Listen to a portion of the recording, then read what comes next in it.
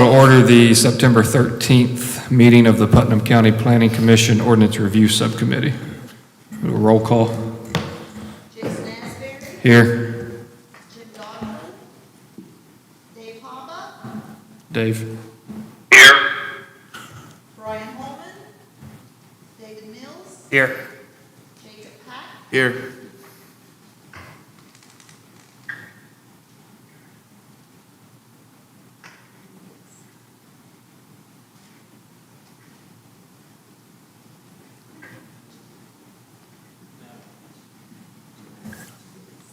I thought it was mine.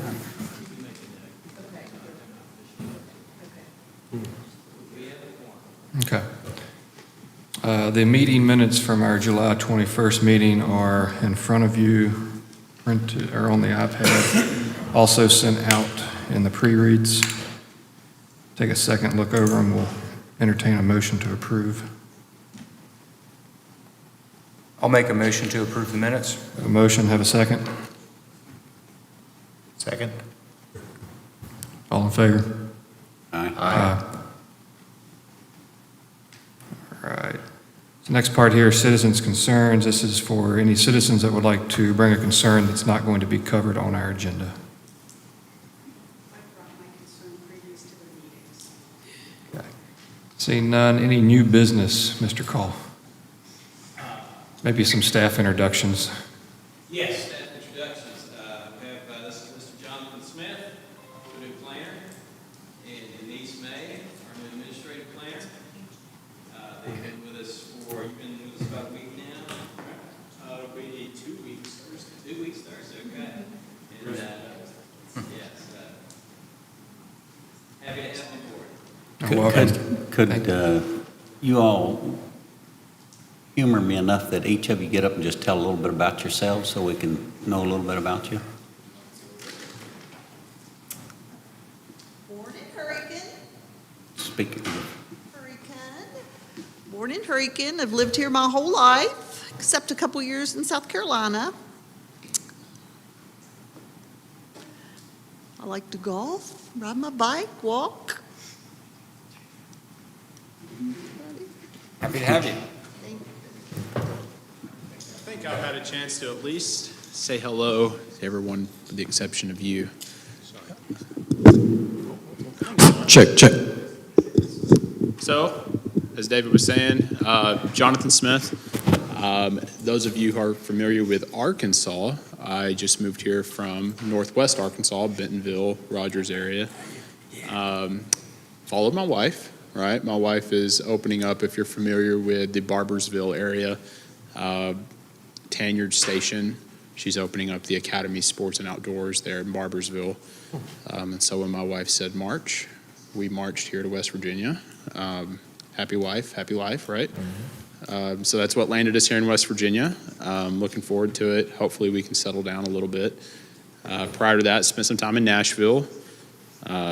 Most of in fact, all of my career has been working in some level of government. This is my first time working for the county, or working for a county. I spent a couple of years during COVID helping in the finance aspects with the state of Tennessee, working in procurement and trying to handle that situation as far as the financial aspects of that go. But the rest of my time has been spent in planning and zoning, mixed in a little bit of infrastructure, I guess is what we're going to work on here in Putnam County. But so yeah, I'm looking forward to it. I've been here in West Virginia now for about a month. Was living in a hotel for the first couple of weeks. Finally got into an apartment, which is very nice. Got our stuff down here, so that's exciting. But yeah, as David said, we're in the planning department, so if we can ever do anything for you guys, hit us up. Give me a little more than a couple of weeks to get my feet under me, but hopefully I'll be an asset to you guys going forward, okay? Yeah. Thank you. Thank you. Nice to meet all you. Nice meeting you. All right, Mr. Call, first item of business, clarification of recently amended subdivision regulations, and before you start, let the record reflect that Mr. Hoylman is present. Go ahead. Oh, okay. Yes, these are the same subdivision regs that we've been over, and they're have been approved by the Planning Commission. I just went through and reviewed some things and made a few tweaks, which will make them easier to work with in the office and easier to work with at the counter. I'll leave this up here so David can hear. Oh, okay. Can you hear now, David? Yes, I can, thank you. All righty. So all of the text that you see in red, that was text that was already added to this article. If you see anything that's highlighted, it's something that that I've added just to make some little tweaks. If you'll notice where several places where it says Planning Commission Officer, I've added Planning Director. In some places where the Planning Director coordinates with staff, excuse me, staff, it'll say Director or Staff. Simple things like that. If you turn to the second page, made some clarifications on the definitions. Exempt division of land. I just added the term no development. The minor division of land, again, was no development. Minor subdivision development, that actually is development. Major subdivision, division of land, no development. And major subdivision development, which is actual development. Just so there's no confusion between the divisions that are simply divisions of land and the divisions that which include development, be it infrastructure, so on and so forth. You'll see that the classification variation was already crossed out. Definition, under exempt division of land. The term combination/recombination, not that that's a bad term, but the term that we use in the office for that is a merger plat. Just like to make you aware of that and make sure that it's okay to use the term merger plat as opposed to combination, recombination. Merger plat is a boundary adjustment where land from two or more parcels is merged into one or more parcels where the number of parcels created is less than originally existed. So if anybody has any issue with that, please let me know. The definition number 3. I have a question on that. You're adding that language, you're not replacing the combination or recombination of portion of lots, total number of lots. You're just using this as a clarification what those are currently utilized as, so that there's no confusion between what you're using as a merger plat and what we're referring to as a combination, recombination. That's correct. No other reason for those changes. No, I don't see any reason why there would have to be a change there. It's just all of our applications, and they all call that a merger plat as opposed to a combination/recombination. Be easier to do your research that way. Pardon me? If you have to go back and find something. Yeah. I'd like to get your opinion as to line item number 3, 2 into 3 lots. The division of land in single ownership, the entire area of which is no greater than 2 acres, into not more than 3 lots. Note, single ownership refers to all the contiguous land owned by the qualifying owner does not exceed 2 acres. I'm questioning if that is relevant. It seems a little confusing to me. You can feel free to enlighten me as to if that is relevant and needs to stay. Can I speak to that? Yes, please. I can hear you very well, David, thank you. Thank you, David. I guess that would kind of penalize someone who had more property to let people who have less get by with maybe a needed change. So I think I would be persuaded very easily that that would not be relevant. I would tend to agree with that. But I wanted to ask the board how they felt. I'm in agreement with Mr. Haba. Okay, so if But that's, this is just a definition. I don't see that it affects anything unless that definition is applied elsewhere. For clarification, you might take it and say 2 acres into 3 lots.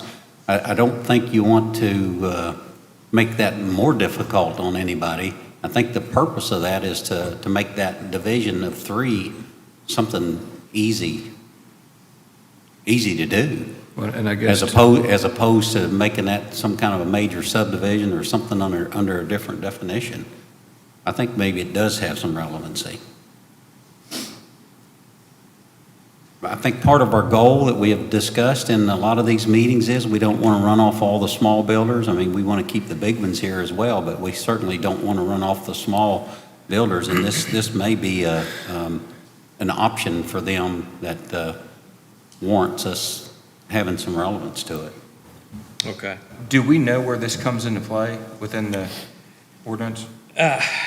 It would, I mean, it's a new addition. It wasn't something that was in the ordinance prior, the language. It's new language. So it just, I'm questioning it and asking, for the board's expertise as to, whether or not this is something that is relevant and needs to be in the ordinance. my one question is, do these clarifications have to go before the full planning commission? Seeing as how these were already heard once by the planning commission, approved as previously provided by the planning commission to the county commission. That's my question and concern, because I want to make sure we're not just delaying this. Since the planning commission heard this at the last meeting and offered their opinions on these items that were recommended for approval to the county commission. Yeah, certainly not my intention to delay anything. I just want to, I just want to have a document that I completely understand, and that if my staff asks me about it, I want to be able to tell them something that I believe and makes sense. And if someone comes to the counter and asks me, a question, I want to be able to answer it confidently. So that's the reason for this discussion before tearing into these other proposed text amendments. Just my opinion on this, I agree with Commissioner Foster that I see this as a convenience. Obviously, this is for the exempt section. Sure. So I agree that it would, help the smaller developers.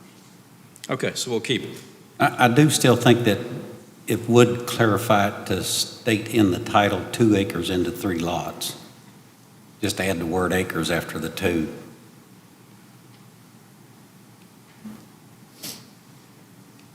I agree.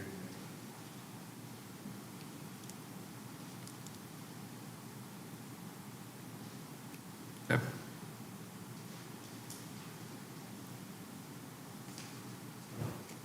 Okay. Okay, the other things are just putting the word direct, excuse me. Do we need to have a motion on that? I think there's a little bit more. He's going to finish Say it again? a motion on that specific part, or? Well, that's what I'm asking, because there's a difference of opinion whether we should actually have a vote on it or Oh, not. okay.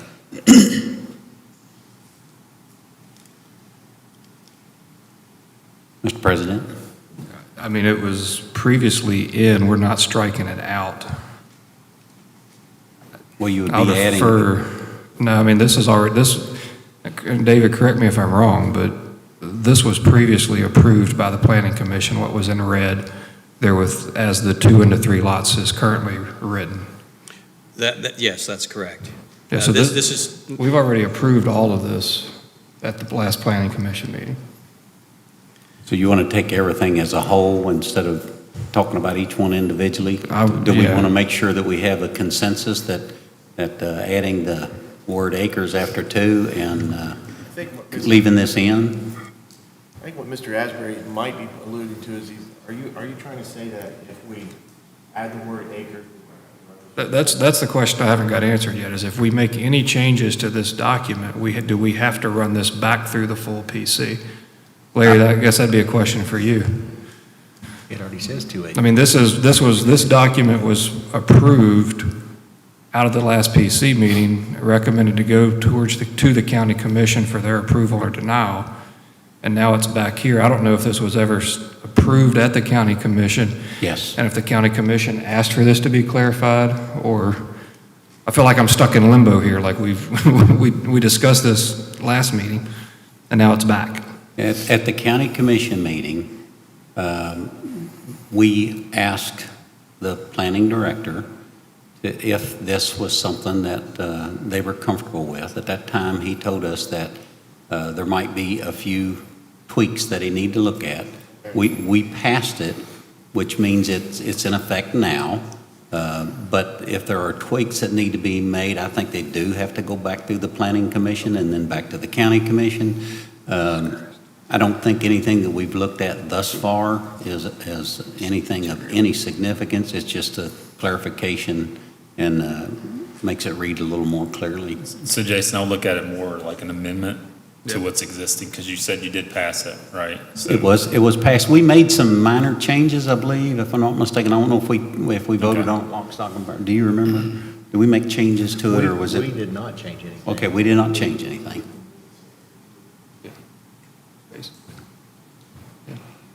Well, in that case, Commissioner Foster, I would agree that we should probably take a motion on that. Make a motion that we add the word acres. I'll second. All in favor? Aye. Aye. Thank you for clarifying. Yeah.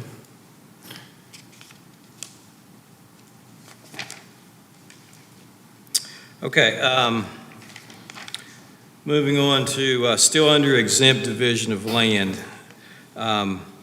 Since exempt division of land does not include development, I question if the responsibility clause here is relevant. I feel like since there is no development in the exempt subdivision, that this language about the all the other West Virginia agencies, it certainly applies to the other sections of this article where we discuss development, but where we're just talking about division of land, I would argue that would not be relevant. But again, up to you guys. And does that fall in line with the beginning of the ordinance where you suggested adding no development after some of the various Yes, line items there? well, exempt, yeah, the exempt division of land that's no development. That's just dividing land. Then we're not talking about any infrastructure, any building, any excavating, anything like that. But then you have minor subdivision, no developments in there, and then major subdivision, it also has. That's minor subdivision of land, which is no development, but then minor subdivision development, that is development. If I'm not mistaken, I felt that it was the will of this committee and the planning commission that I do believe we need to define what development is. And because I personally am okay with the division of land and having minor development associated with that I don't feel needs to have a public hearing and should be approved through the staff. Meaning if I want to subdivide off 2 parcels and run an access road to that second parcel, that's division of land. That could be classified as development. Also don't believe it needs to come before this board for me to do that. Yes, the development under major subdivision, division of, let's see, no development. A minor subdivision requires, according to the text that was passed, the red text, the minor subdivision requires no public hearing. The only development that requires a public hearing is a major subdivision development. And my question would be, how come under minor subdivision, no development has not been added? We're only adding no development under division of land and no development under major subdivision. No, it's there. If you look at number, okay, Sorry. minor subdivision, it says minor subdivision of land, no development. Minor subdivision development, of course, that is development. Major division of land, no development. See, I am almost certain that this board, the last of this came up, and it was at our discretion that development would be allowed through these. I personally don't believe that no development should be added to division of land, minor subdivision, or major subdivision. And anywhere where no development has been added should be stricken, and it needs to go through as previously approved. We're gaining nothing, in my opinion, by coming back and all of a sudden adding a caveat of no development to these. Okay, I mean, that's totally up to you guys. It was my understanding that the exempt division of land had nothing to do with development. Same way with any of the divisions of land. That's the way I understood this document. But if you tell me that's not the case, then that's not the case. Yeah, and I'll defer to the gentleman to my left and right, but that was my understanding. That was also why we went and added in the line item here about it's the applicant's responsibility to obtain all applicable permits, because we were going to allow minor development to fall under those categories.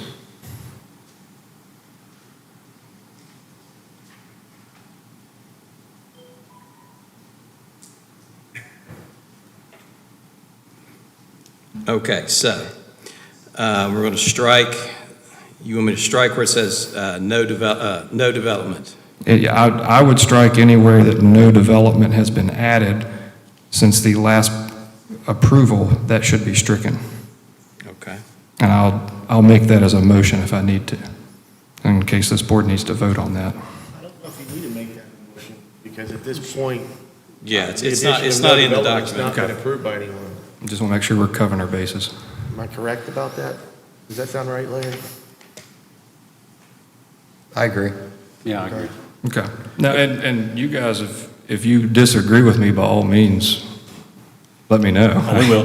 We will. Just making sure. So under Roman numeral 2, responsibility, that should be unstricken and remove the irrelevant due to no development. Correct. That's why we added that in there, because we were going to allow development, and that gave you guys the caveat that you didn't need to require all these additional permits by adding that language. Oh, absolutely. But it was not to be argumentative, but it was my understanding that that was relevant to divisions of land which included development. So forgive my... Oh, no problem. That's why we're doing this clarification. Right. Okay. So under responsibility, it remains as it was, is that correct? That Other is- than director replacing officer or staff? That's Yeah, I mean- correct. I don't think that's worthy of, Yeah, we're not worried about that. Okay. Right. that's semantics at this point. Right, exactly. That was. Okay, exempt division of land. I don't know if your all's packet, if I've had these notes scribbled on there or not, but currently an exempt subdivision is no charge. A merger plat is currently $25. So if we're going to consider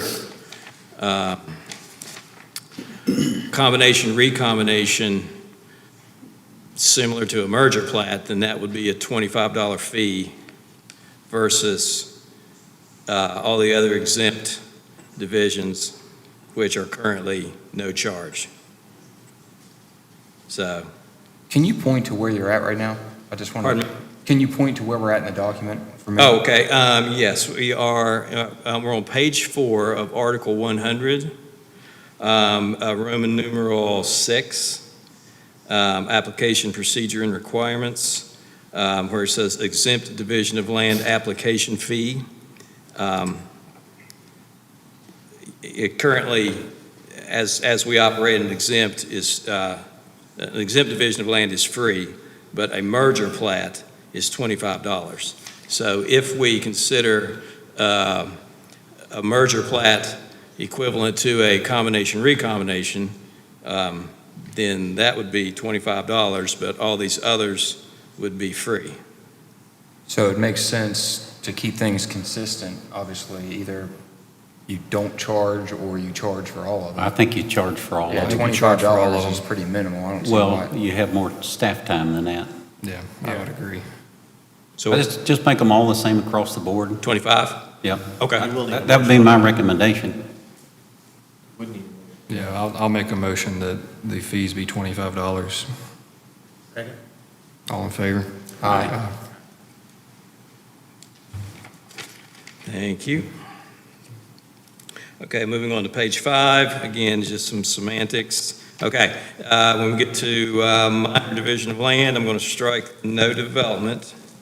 And again, you don't need to do a motion because that was not in the originally approved document. I will strike this irrelevant due to no development and unstrike all that red text.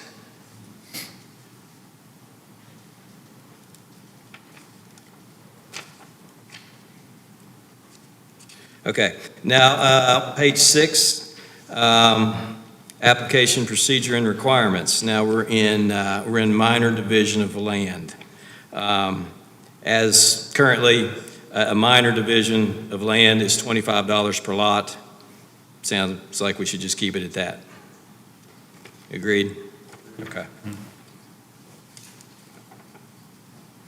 Again, more semantics down the rest of that page. Okay, minor subdivision development. Okay. This is where we can do a little discussion here. Previously, the definition was, I know we've talked about this and beat the horse, the minor subdivision development is defined as a single utility pool. Whether it means pool or pole, either one, to me, neither one of those made a whole lot of sense. I thought at our last meeting, we came up with the definition of minor subdivision development. Activities associated with the platting and process development of any parcel of land into not more than 5 lots, including the residual or parent lot, and/or property within 500 feet from the original property boundaries for a period of 10 years. So, I mean, it would be my proposal to strike the minor subdivision development is defined by a single utility pool. I'll make a motion that that should be stricken. Okay. Second. All in favor? Aye.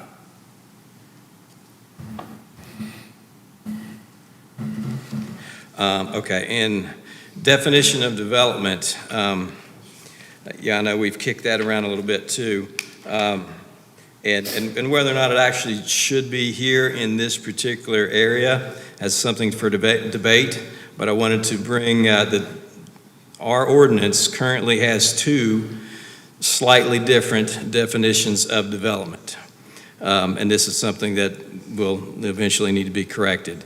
The subregs define development as a planning or construction project involving substantial property improvements and usually a change of land use character within the site, the act of using land for building or extractive purposes. In the zoning ordinance, development is defined as any man-made change excuse me, any man-made change to improved or unimproved real estate, including but not limited to buildings or other structures, mining, dredging, filling, grading, paving, excavation, or drilling operations or subdivision of land.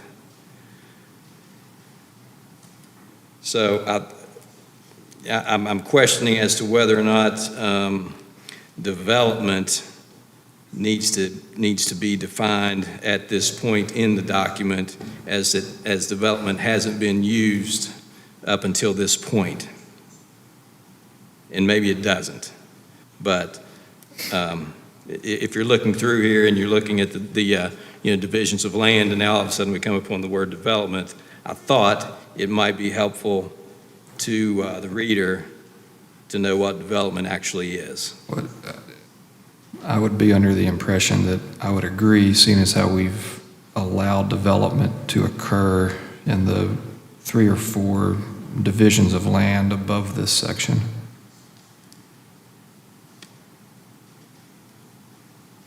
I agree, and also the latter of the two definitions to me is everything. The first one's a little more concise, and so whether or not we want to change either one of them, I mean, I do agree I believe they both need to be the same, Yeah, I would agree with that. and I would lean towards the former. You would lean, the first The definition I read? subregs, yeah. Okay. That's my. And is the subdivision regs, David, what you have here that's highlighted? Is that, Well, actually, it's an abbreviated, I stuck that in as a placeholder until we could Okay. actually discuss these two options. could you read the subdivision one more time for me? Yes, subreg definition of development. A planning or construction project involving substantial property improvements and, usually, a change of land use character within the site. The act of using land for building or extractive purposes. That's the subregs. What's the other one? The other one, in the zoning ordinance, defines development as any man-made change to improved or unimproved real estate, including but not limited to buildings or other structures, mining, dredging, filling, grading, paving, excavation, or drilling operations, or subdivision of land. So is the suggestion on the table here that we use the subreg definition at all locations? That was mine. I think it's a little more concise. Again, the second one I feel is a little too broad. I would agree that the second one's too broad. My only question, just playing devil's advocate, is what is defined as substantial? I'm almost inclined, I like the definition you provided here. Yeah, it's a cut down. I just tried to simplify it. I thought it was Because your pretty- definition of substantial may be completely different than the applicant's definition of substantial. Well, and once again, to play devil's advocate, if you're looking at this definition, it says any man-made change to improved or unimproved land, including but not limited to buildings and other structures. It has no broadness to us specifically to the size of the project, so you might open yourself up to something where every movement of dirt in any way could be considered. So I think That's the way I read that definition, is if you move I think you'd be better off going to the subreg just to. I am too, after. That's my fear in the second one, yeah. You have I mean, the the way I same read fear? that is you do anything, it's considered development according to Yeah, Jason, I mean, I would agree with that. okay, I so mean, if you put personally, the I would strike the substantial in definition of there, development. it'd be hard to argue if somebody's putting a 10-foot gravel driveway into their house that that's substantial. And I mean, I thought our goal was to make it easier for people to utilize their property without having to go through a major hassle. I agree. I just want to make sure that, for staff, that's consistent, that we Okay. don't use substantial as a way to drag out the process. Well, we could always I change that understand. definition as well. Strike substantial out, right? We could change, we could modify. Read it without substantial in there, Without David. substantial, okay. A development, a planning or construction project involving property improvements and usually a change of land use character within the site. The act of using land for building or extractive purposes. Actually, when I hear the two of those, I believe the substantial actually adds in. I agree. To eliminate the potential for somebody to try to overregulate. I agree. I would be willing to make the motion that the subdivision definition of development be applied across all of our ordinances that define development.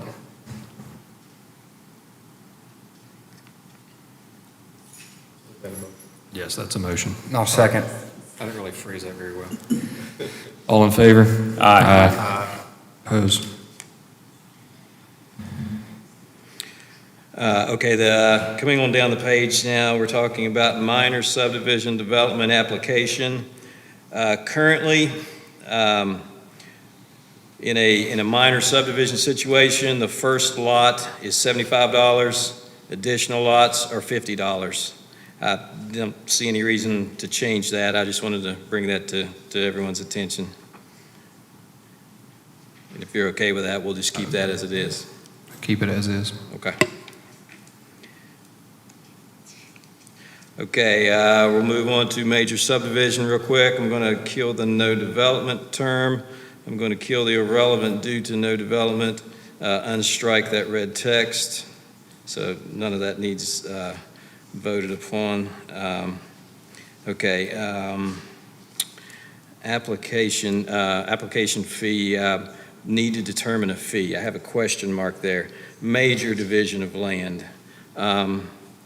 Our current pricing structure doesn't have a fee for a titled major division of land.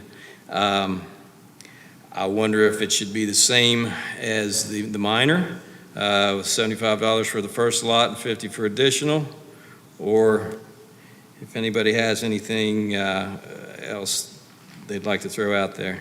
Does the major create more work for office staff, or is it about the same as a minor? Well, if it's a major division of land, the definition of major division of land, it's instead of 5 or less, it's 6 or more. So I was going to ask a similar question, but to the point of what other fees would, or I guess processes, would this be similar to where there's a fee associated currently? I would say that it would be, you still got to do the same amount of research, whether it's 5 or less or 6 or more. You still got to, it's still you still got to look everything up and I mean, unless we're talking 50 lot, unless we're talking, something really huge, but then that would be an exorbitant fee. Yeah, personally, I was going down the path of there is a difference between a minor and a major, and there's a reason why we have two different classifications. So I would be in favor of probably increasing the fee. You said the fees were 50 and 75? Yeah, on a minor, the first lot is 75, additional lots are 50. We could do 75 and 100. First lot's 100, additional lot's 75, or? I think you could probably do, I think the only one you would really want to increase would be the first The one, because first that would one, yeah. cover whatever extra work there, and then each individual one should still be I don't see any reason to make them it's more. ancillary. The work's already been done ahead of time. So just maybe up the original, the first lot fee, and then the rest of them at the same amount would be just my thoughts on it. Thinking like first lot, 100. What are your thoughts? Yeah, first lot, 100, any ancillary lots, 50, right? 50 like the minor? That's fine with me. I make that as a motion. I'll make that a motion. Second. All in favor? Aye. Righty. Okay, as we move on to major subdivision development, again, I would just like to ask to strike the line, a major subdivision development is defined by every lot pulling from one utility pool. And the other definition, it's the same definition that was approved last time. I'll make a motion to strike. Second. All in favor? Aye. Okay, as we go down to application procedure requirements, major subdivision development, application fee. Currently, it's $250 for the plat, and then $75 per lot. I see no reason to change that. Just wanted to bring that to your attention. Should we make that lot at 100 though, since we're just bump the other one up to 100? Just talking out loud here. I mean, just to be consistent. Sure. So the 75 to 100? Okay. I'll make a motion to change that from 75 to 100. Okay. Second. All in favor? Okay, moving along here, the rest, okay, everything on page 10 is semantics, 11, semantics.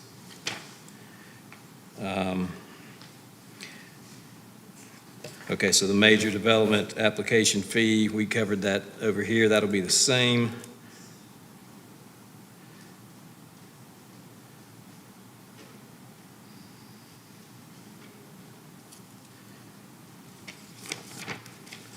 Uh, 13. Okay, 13, if we go down to Roman numeral, what is that, 12?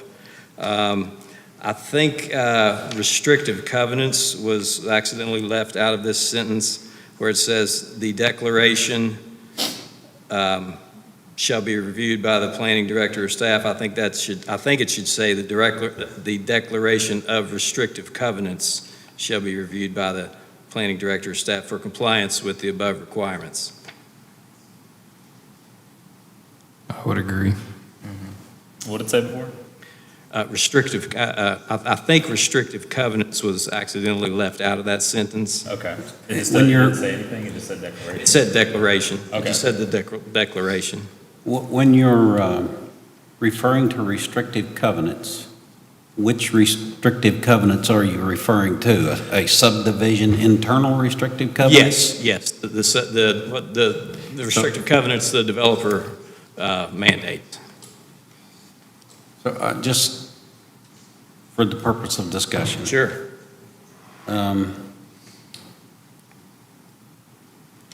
If they meet our county requirements, is it our obligation also to determine that they meet the restrictive covenants of the subdivision itself?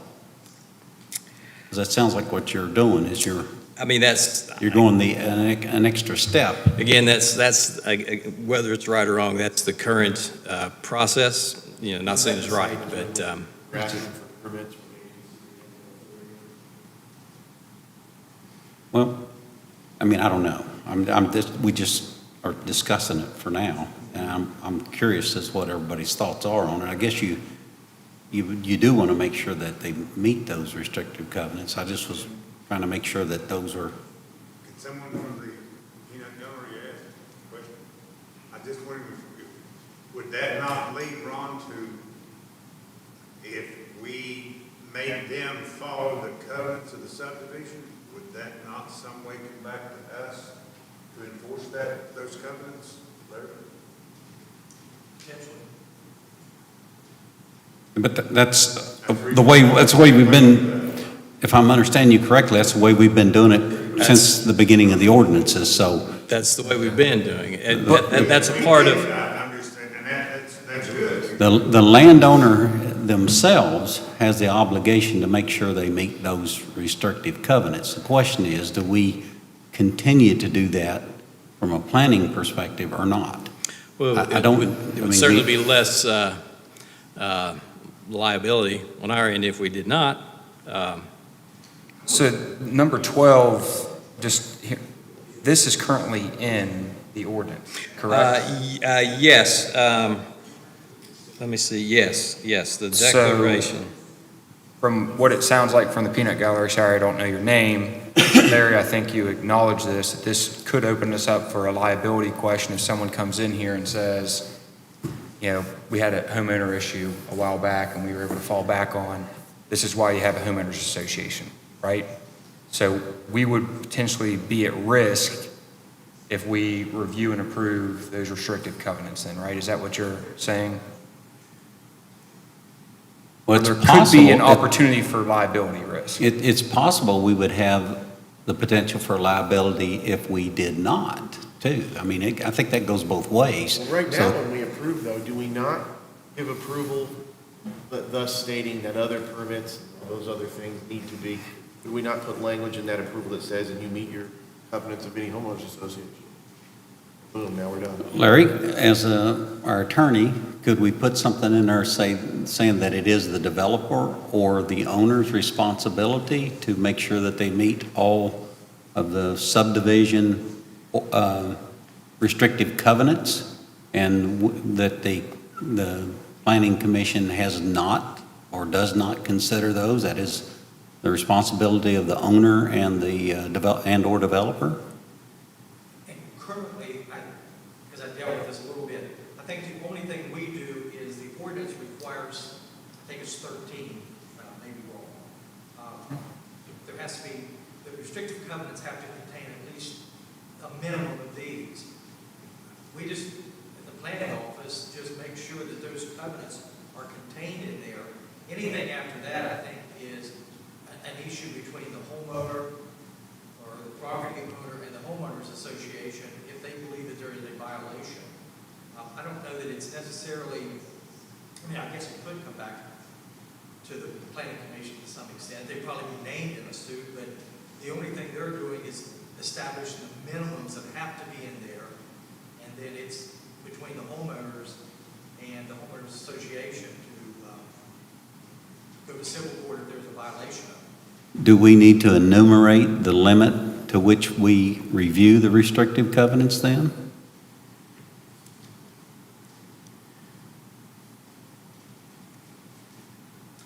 I mean, you could put something in there to try to limit the liability. What are those minimums that they're meeting? Are they set forth by our county ordinance? And it would be equal to where they overlap, or is it?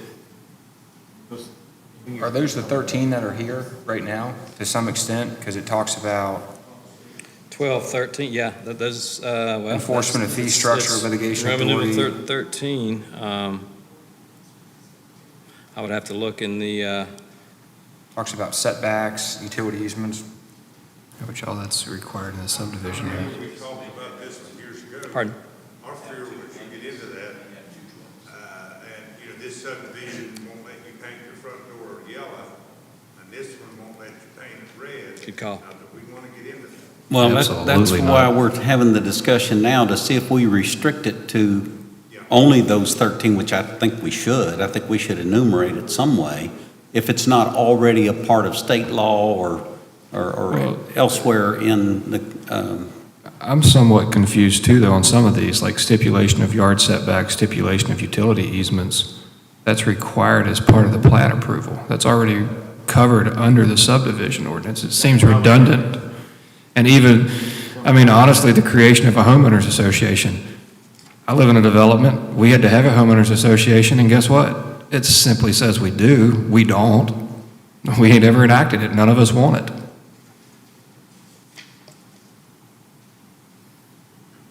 I question why is this needed, I guess? Something we can't police.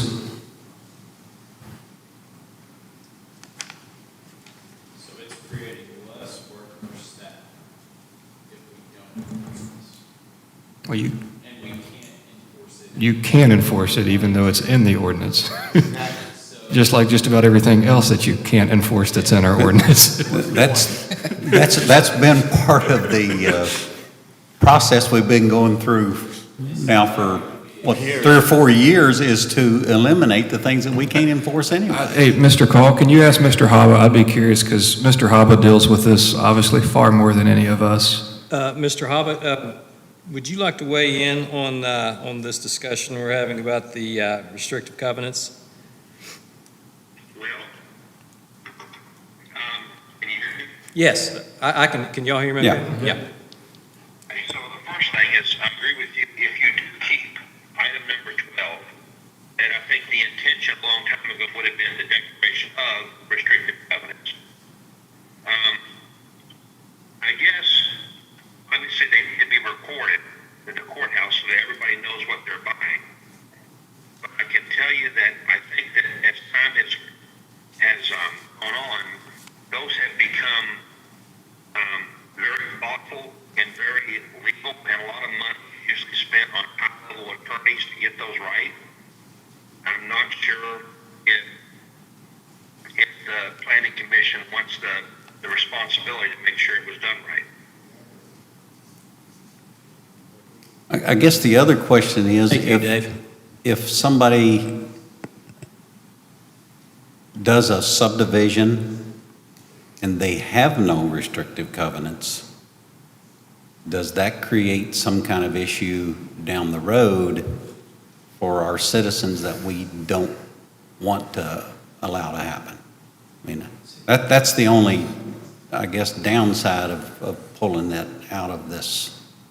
And that's what I was thinking. I mean, I think those, the minimum requirements are in the ordinance. I think that is to have consistency along all the subdivisions. All the subdivisions have to contain those restrictive covenants. And it defines when the homeowners association takes over.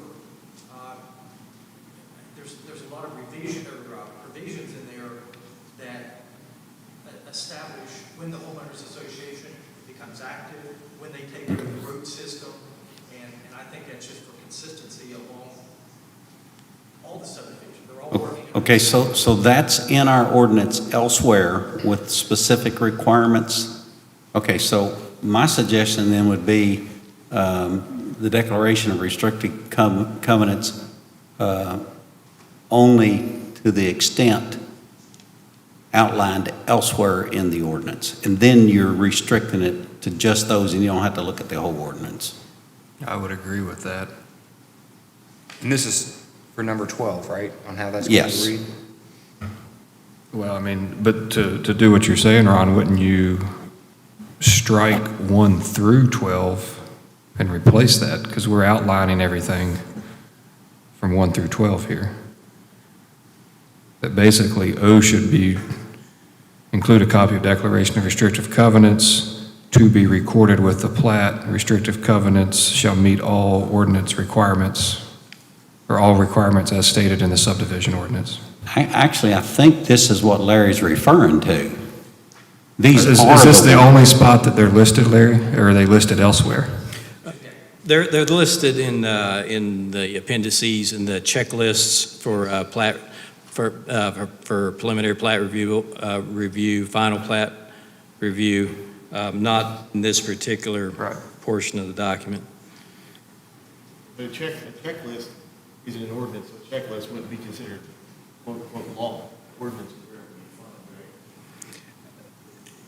fine, right? Yeah, I mean, this document refers you to the appendices, which are the checklists. We could, if we wanted to strike this language, we could refer to, refer to the pertinent appendices checklist. Well, actually, you could just revert it right back to O above.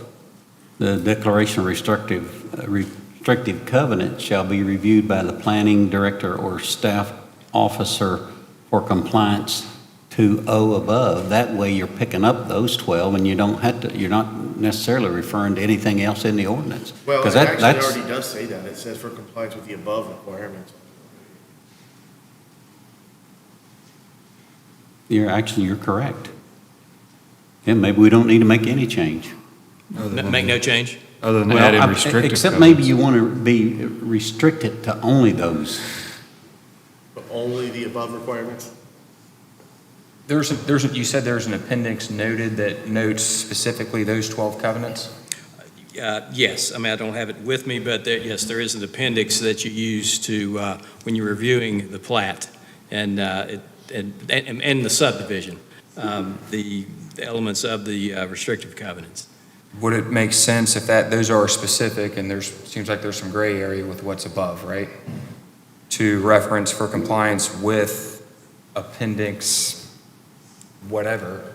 Well, does that appendix, it probably just lists these again, I would think. Yeah, I don't have that with me.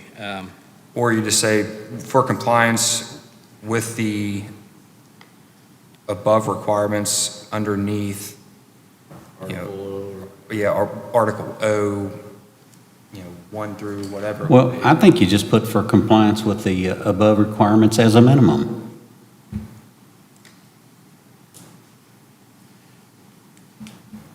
I mean, if they want to put other restricted covenants in, we don't want to keep them from doing that, but you want a minimum.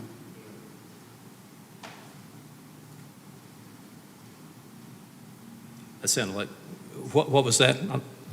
I like if that. you just finish that number 12 by saying that your director, you're reviewing by the planning director or staff officer for compliance with the above requirements as a minimum. Okay. Well, that's short and sweet. See if David has any problem with that. I don't think we would want to get into yellow doors, white doors, Yeah. and all that. Dave, Mr. Hobbit, could you hear Mr. Foster's recommendation to finish up? Okay, on item, on Roman numeral 12, Mr. Foster came up with an addition to that sentence, simply saying, "The declaration of restrictive covenants shall be reviewed by the planning director or staff for compliance with the above requirements as a minimum."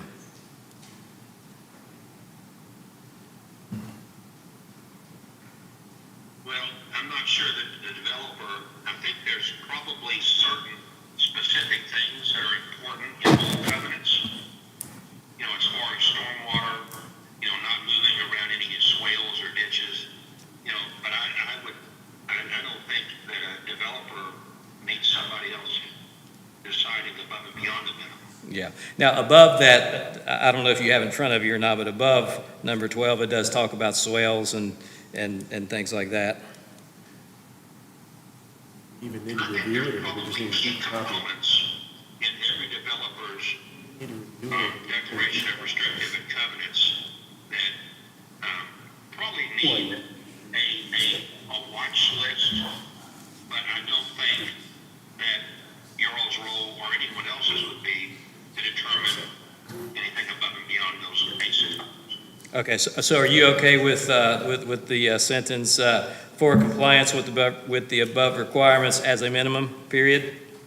I would take the minimum out because Oh. I think that gives too much flexibility to whoever's reading it to the minimum. Could you hear that, Mr. Foster? What's that?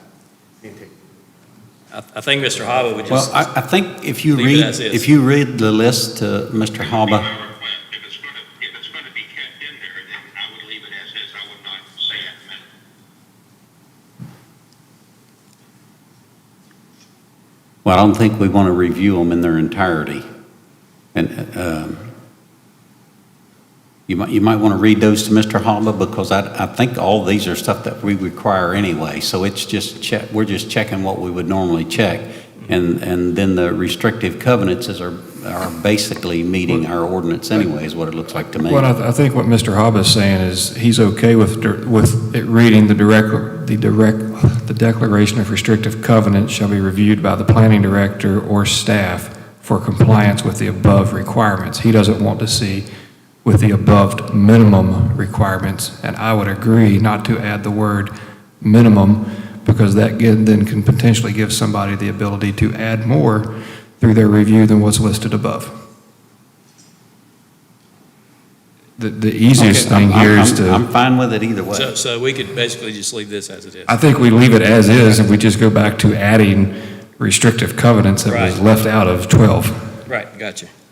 You're going to leave the restrictive covenant out of Yeah, there in we're its gonna entirety? add the term that was restrictive covenants that was accidentally left out. Okay. And just call that a day. I'll make that a motion. I'll second that. Thank you, Dave. All in favor? Aye. Okay, if we go on to page 14, where we come to public improvements, I think some of our earlier language, where it's highlighted in yellow, this may be something we want to strike. The Planning Commission may require that all public improvements be installed and dedicated prior to the signing of the final subdivision plat by the President of the Planning Commission. Earlier, how we state we're putting the more emphasis on the applicant and the developer relative to the water, sewer, so on and so forth. Does that term under public improvements number 4, does that fall under that, or you think that should stay?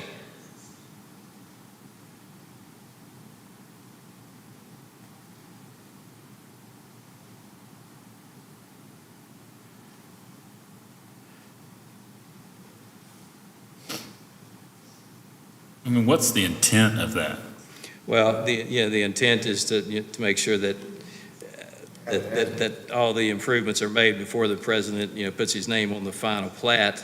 Earlier in the document, though, we're putting emphasis on the applicant and/or developer, that the onus is on them for the water, sewer. Well, no, I just say it gives you the option of having the president sign it. You may require, it's not a shall, so I'm just curious what the intent of having that option is. This is just digging a little bit deeper, and I just asked Jason, it references the, signing of the final subdivision plat by the president of the planning commission. Should that not be the director? The president of the planning commission signs the final. Okay. That's just the way it's always been done. Okay. The director can sign the initial, but the final is signed by the president of the planning commission. If you take that language out that's highlighted, then does it give any leeway to a developer getting his final plat signed without those improvements being installed? I think one could argue that it could. I would argue that I would be okay with that Well, as a condition of approval. then that would go with the language earlier in the document.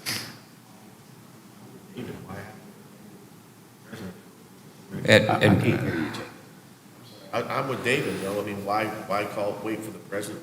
Why can't the director? Well, again, it's not even a requirement for the president the way it's worded. It's just they may require them. It's not they shall require them. So I don't understand the intent of just making that option available.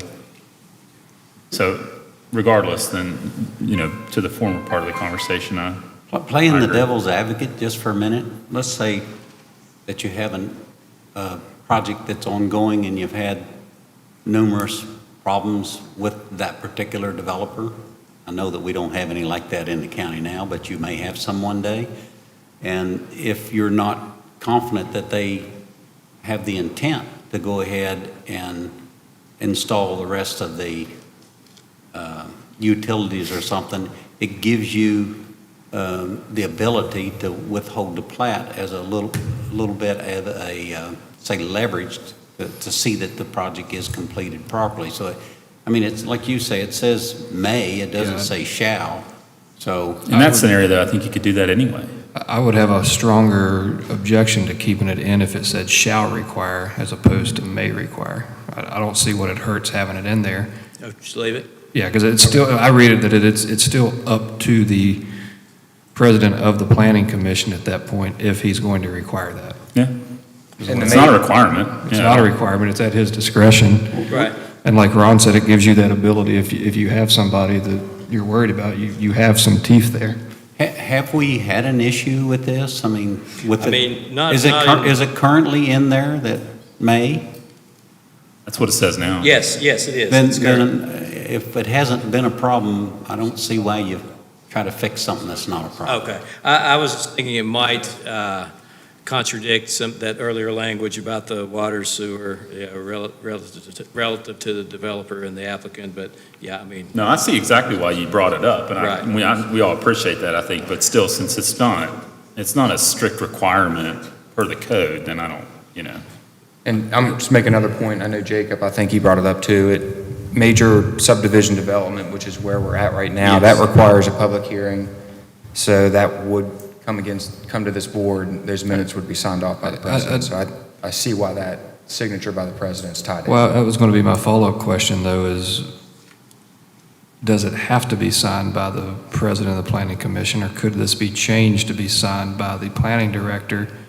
Again, just looking from a timing standpoint, there've been a lot of times that I've probably held people up as well as any other president trying to navigate our day job and coming over here and signing something.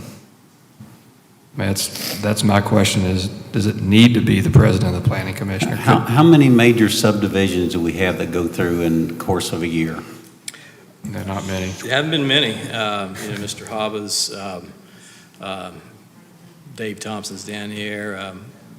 We're not doing a lot of majors right now.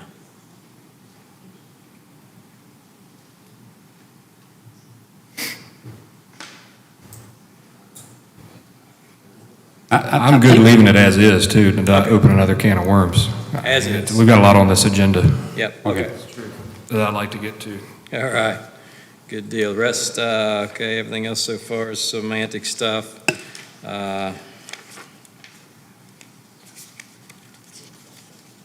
Okay, if you go to page 20, under sale of property, just added this text amendment 2022-02, which hopefully will be approved at the next Planning Commission meeting next week. That where the major subdivisions consisting of multiple multifamily dwellings get the one-time exemption. So I just added that in anticipation of that passing, as it's already passed the Ordinance Review Subcommittee.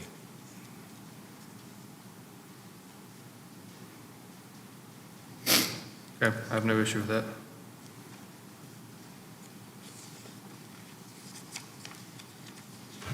I'll make a motion to add this. I'll second. All in favor? Aye. All right, very good. Okay, subdivision application real quick. Currently, on our application, we are on the application, we're required to check water service provider approval, sewer service provider approval, health department provider approval. I think that goes against the language that's found earlier in this document. So I'd like your opinion on that. You suggest we remove those? Well, if earlier in the document we state that it's the applicant or the developer's responsibility to get those permits, then I don't see why it's our office's obligation to require those to approve it. If we're trying to streamline the process. I would entertain a discussion on adding that language into this section on the application. I think that clears it up. Okay. And adding maybe a yes or no if it's been received, right?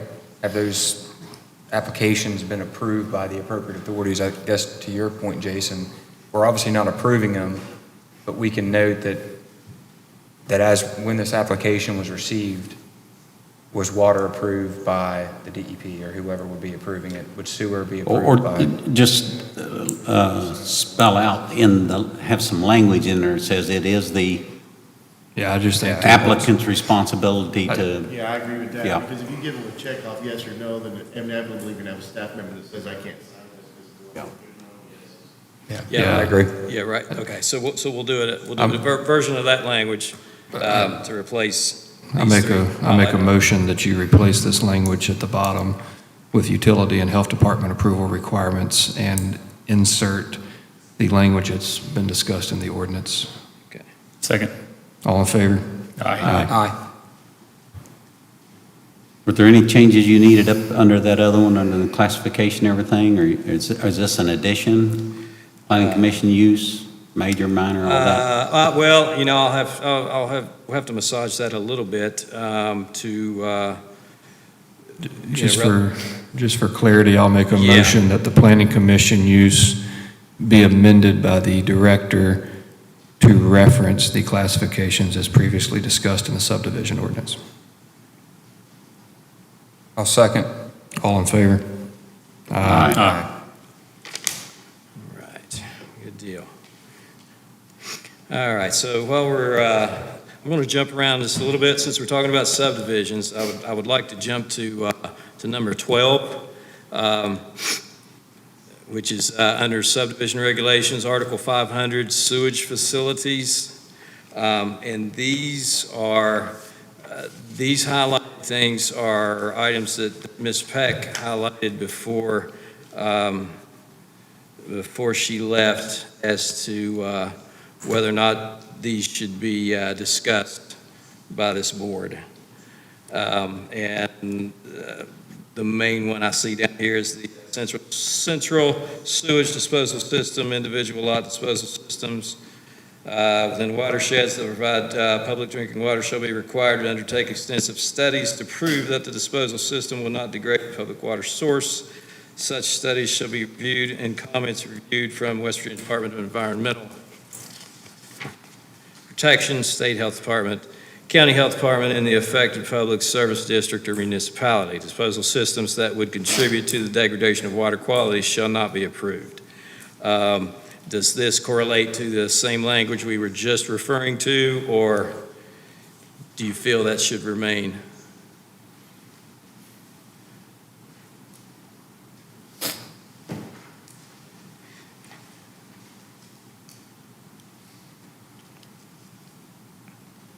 And the same can be said for Article 500.03, individual disposal system requirements.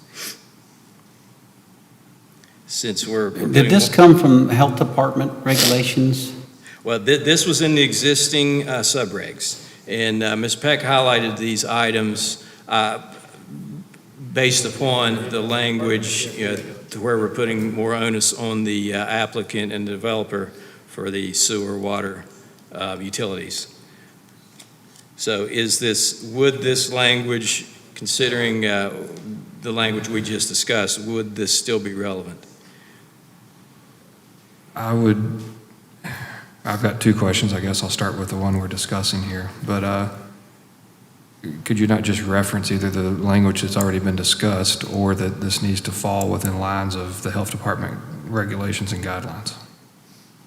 If the Health Department approves it, or if the Health Department denies it, that's up to the Health Department. Right. I default back again on, this is not something the county has truly say in. So basically, so are you saying that that language that's highlighted in yellow could be removed and replaced with the other The language? applicant, yeah. Okay. And my other question is, and this is kind of getting into the weeds, but I question the need to strike applicant and replace with developer, because I may not be a developer, but I could be an applicant and have this installed. Is this still under major, or we're in a? No, We're still in the, well, we're in Article 500 of the subdivision regulations. Swipe, Yeah, I think you can streamline that myself and maybe address what Jason's talking about there, just by doing what we've done before.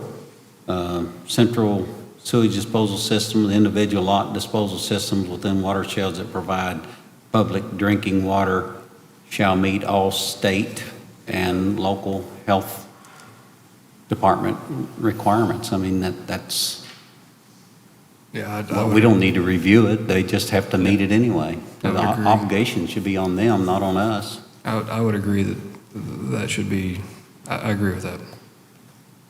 Okay, so could that same language that we've used in previous documents be placed here as opposed to this, to all this yellow? I think you change it and do what Ron said here. Okay. That it should be, that it should meet all state and, say it again, Ron? With state and local health department, because the health department reviews those anyway, so. You have to have a health department permit. Yeah. I'll make that as a motion. That this should be revised to state that individual disposal systems as well as, what's the other one? But language should be that it should meet all required state and local health department requirements. Or other regulating authorities. Yeah, and/or other regulating authorities. And what was that? And/or other regulating authorities. And/or other regulating authorities.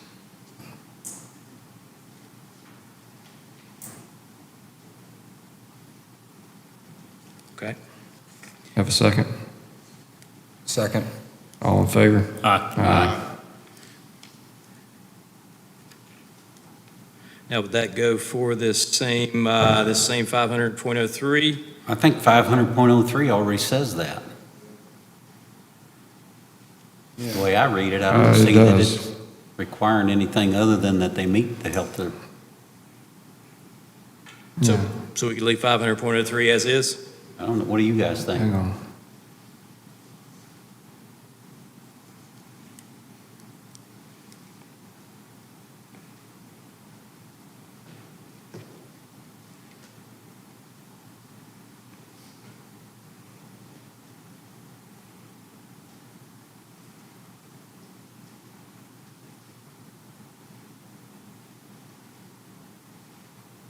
Yeah, I think you leave 500.03 as is. Okay.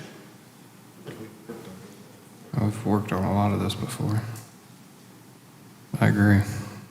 Okay. Okay, these other highlighted things here. Such construction and operation agreement shall be in full force and effect and guarantee construction funding in a form acceptable to the Planning Commission prior to final plat approval.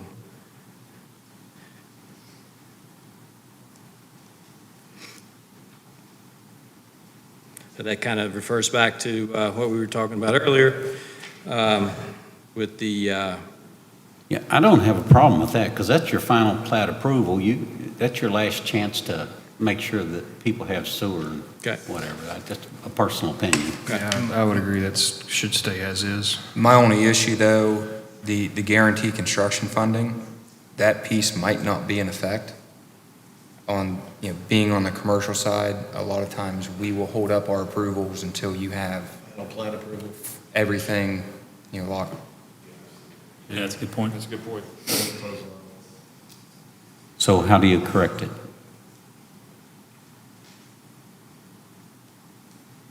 Reasonably committed.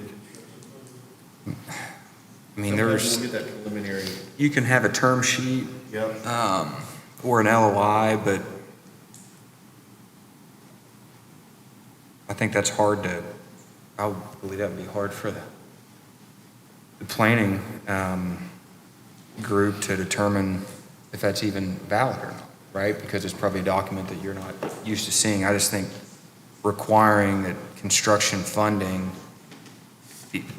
what's a guarantee? Is that a commitment letter from the bank? Well, you have to have something. So the bank does not provide the funding prior to the final plat approval? Is that what you're saying? I'm not going to say that it's a requirement that we have all this, but it very easily could be. So And not just my bank, but other banks. if you had would a bank be willing under most circumstances to have some kind of a letter?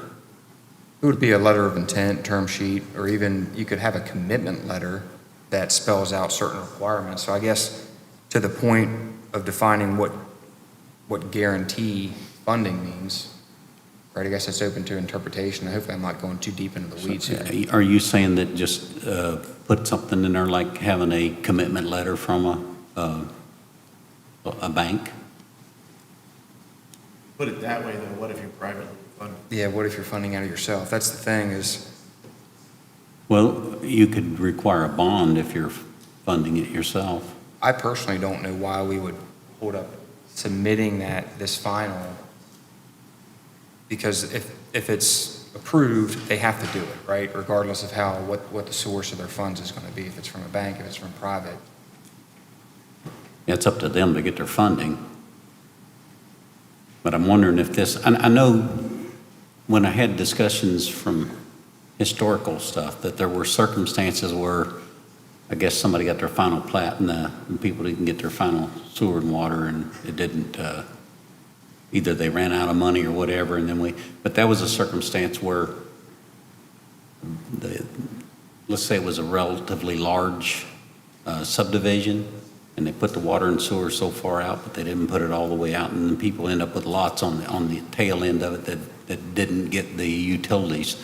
So I think that's probably why that's in there. I don't know what the solution is. Sometimes a problem's easier to find than the solution. Well, I would recommend we just leave it then, if you guys are okay with that. Yeah, I'm okay. I'm okay leaving it. It's just a little bit of a concern though for me. Yeah, I'm okay with it. Okay. Real quick, let's move on to, again, in the subdivision regulations, let's move on to planned unit development. Ms.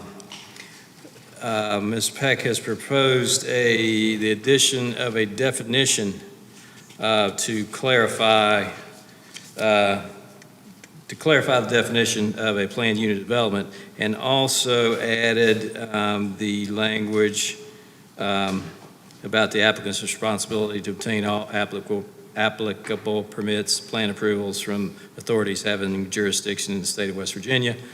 Also, the notation where at the last meeting we came up with, if there is an existing access easement on the property that the subdivider is dividing, then the width of the existing access easement remains the same width as the existing access easement and is not governed by the right-of-way regulations by this ordinance. If a new, I'm sorry, what number are we on? oh, we're on the article, it's number 06. 06. Yeah, Okay. I'm jumping around just because I wanted to stay in the subregs. And the part you were reading was under which section? Article 800, planned unit development. We have a definition added, which is a planned unit development, or a PUD, is defined by a development that consists of combining two or more land uses, i.e. residential and commercial, et cetera, and has a mandatory HOA. Come on, Nashville. I was about to say, I would assume y'all don't have any PUDs here. No, and I almost, All over Nashville. I guess I got two questions. One is being that if this language is just necessary to get the PUD in its current state in compliance with the other subdivision ordinances, absolutely. I think the PUD in general needs to be tabled, and I would like to have Jonathan look at this, because in my expertise and in my dealings in the PUD and my understanding of our PUD ordinance, it is not advantageous to our developers here to use this. They don't gain anything from this, and if it's something you've seen in your previous experience that could make this an advantageous section, I'd love for you to be able to have a chance to look at it and make some recommendations. Yeah, let me look at it. Just generally speaking, like you said, PUDs, the intent is to, make it beneficial to the developer in some way, whatever way we would like to make that beneficial. But it's also to make it more visually, I think, up-class development, right? A more visually appealing project that you probably couldn't, more with the current zoning, right? For example, you have a residential R1 or what have you, and you want to make it upscale somehow, but you're not able to make that upscale because of the existing residential zoning regulations. Then we could recommend that you shift to a PUD, where we could essentially morph it into some sort of something. A lot of people use PUDs, now I'm thinking about it, to get more units or more residential housing units, for example, onto a subdivision. A lot of subdivisions, like residential lots, you have to have like X number of square feet per house, right? Well, a lot of times PUDs will have more density, will have more walkability, will have more green space, so you're able to like cram a lot more into it, which is beneficial to the developer, right? You get more units. Well, and from my review of this coming up in my day job, I haven't been able to find anything that allows for higher density. Because I did a lot of these in Pennsylvania, and it was the same thing. I mean, it was advantageous due to density, and that was the big thing for the developer. You get bigger, get more lots on a smaller footprint. And I think this is something that the PUD should probably be tabled and have further discussion on the PUD. I'll make a motion that we table it to give Jonathan time to review it, we would receive input back from him. I think at that time also, he can make a recommendation to us as to the possibility of reducing the amount of space as required under our current ones for PUDs. Because if we do have the ability to increase the density and also enhance the beauty and the usability and make it more, shall we say, Desirable. flexible and desirable for our residents in Putnam County, I think is a good thing, and we definitely need to look at it. So anyway, I'll make a motion that we table it until Jonathan can make us some proposed recommendations. Second. All in favor? Aye. Aye. And Jonathan, one thing too, which you haven't got to meet him yet, but he is on the phone. I'd reach out to Mr. Haba also, because Mr. Haba, Dave Haba. Dave Haba, major developer. He can provide a lot of input here because he's worked out of state as well. So I was about to say, I would like to, just part of my research, sit down, I don't know if any of y'all are developers. Mr. Haba is. Mr. Haba is. With some guy, and even engineers, get y'all who wants to, and just get y'all's, because every area has unique restrictions and pictures, right? Sure. And if you can partner with engineers and or developers, figure out a way around it to solve your problems. I know Mr. Bell has a couple sizable projects. You might want to reach out to him too. Yeah, that Currently would- in West Virginia. That'd be a really good idea. Alan Bell. Alan Bell. He's doing, I can't remember the name of the one. that's AB like- Contracting, he's doing one on Sleepy Hollow Township Road. He's doing the back end of. He's going to do the Tastes Like one Point, too. back past Wendy's. Yeah. And I think that one's in the planning stages now, is it not, David? Yes, that's actually, that was annexed by Hurricane, but it, Yeah, as a matter of fact, he had called when he was looking at that property and had actually asked me if there was a way that he could get more units in there, and I told him under our current regulations, no. So he would probably be somebody be very interested in the discussion about PUDs. He'd be a good one to talk to. If you don't have a HUD's code and you're now creating one, now's the time to voice your concerns and opinions. It's on your desk. Yeah, I was about to say, I'll work on that. I'll welcome your feedback. And you may have earned yourself a permanent nickname, by the way, thanks to Mr.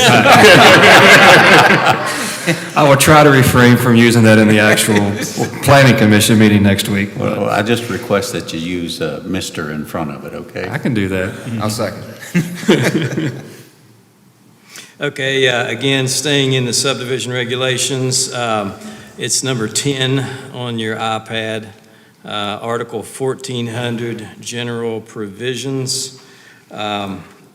Again, Ms. Peck has highlighted some things in yellow, so I will go over these with you guys here. Characteristics of land. Land to be divided shall be of such character that it can be used safely for building purposes without danger to health or peril from fire, flood, or other menace, and shall not be divided, here's the highlighted part, until available public facilities and improvements exist and proper provisions have been made for drainage, water, sewer, and capital improvements such as schools, parks, recreation facilities, transportation facilities, and improvements.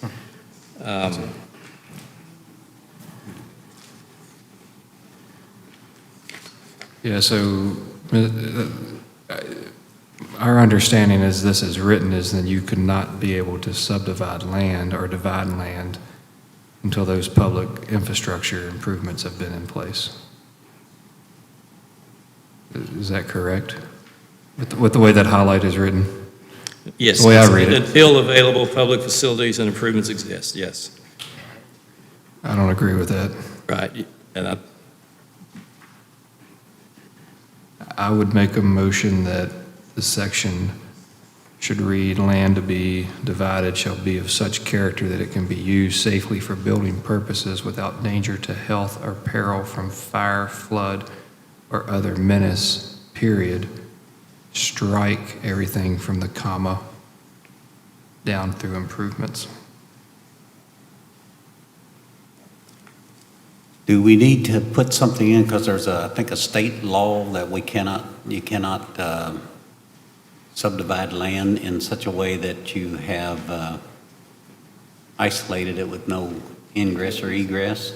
well, certainly, we can't divide land and create a landlocked parcel. So do we need to add that in here just to make sure that if we're going to allow somebody to subdivide it, that it cannot be a landlocked parcel? I will amend my motion to state that or other menace, comma. I guess that would be another menace, wouldn't it? Yeah, and it is, that is covered elsewhere in the ordinance. That section's covered elsewhere. But then, okay. I'll go back to my original motion. Okay, just a period after menace. Period after menace and then strike. Okay, gotcha. Okay, on the, Hang on, we need a second to vote. I'll second. All in favor? Next page, under authority. Oh, yes, Dave. 1400.1, Roman numeral 2, characteristic of land. Did you hear that? No, we're putting a period after the word menace. Land to be divided shall be of such character that it can be used safely for building purposes without danger to health or peril from fire, flood, or other menace, period. Well, that means you need me on the line. Thank you. Okay. So you're good with that, right? Okay, all right. Now moving on to 1400.3 on the next page, under authority. Again, these highlighted lines under undeveloped plats. Undeveloped plat. The plat shall be considered to be entirely or partially undeveloped if, 1, said plat has been recorded with the county clerk's office without prior approval by the planning commission, or 2, a plat that has been approved by the planning commission on which no building permit and/or actual development has taken place after 3 years from approval.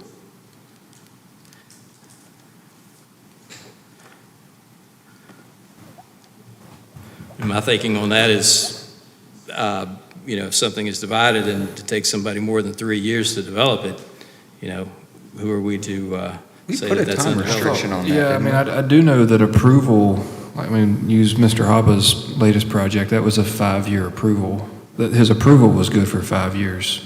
They had to start construction within 5 years of that approval. If you want to keep the time in there, I think it should be consistent with other sections. And we did discuss approval or time frame on multiple things. A couple months ago.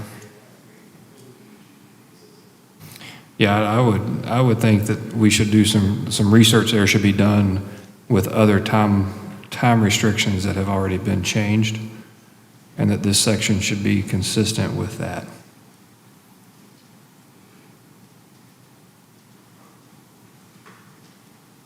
You want him to, David, to do that research, add that in, and then have it available for the full committee? Yeah, I would make a motion, David, that you do that research and present that at the next planning commission meeting as part of this section. Okay. I need a second. Scroll on down here. Wait a minute, we still got to vote. Oh, I'm sorry. Mr. Pack, second. All in favor? Aye. All right, on down to 1400.4 jurisdiction, Roman numeral 3, issuance of permit. No improvement location permit shall be issued for any parcel or plat of land which was created by subdivision after the effective date of, and not in conformity with, the provisions of these subdivision regulations, and no excavation of land or construction of any public or private improvements shall take place or be commenced except in conformity with the regulations.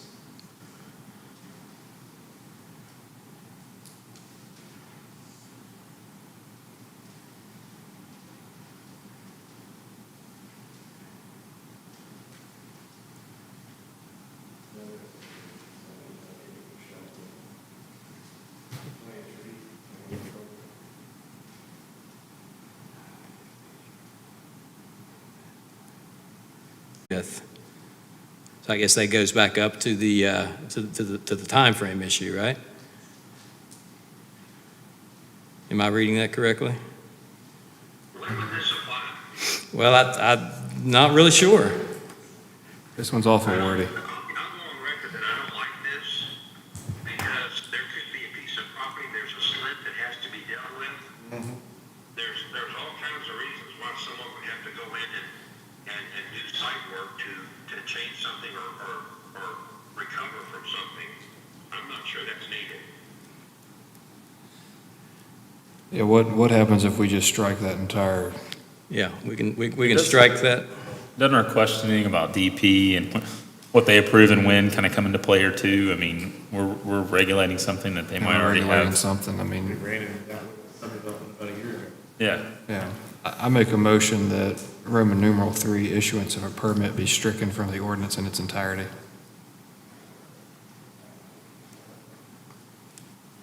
I'll second. Second.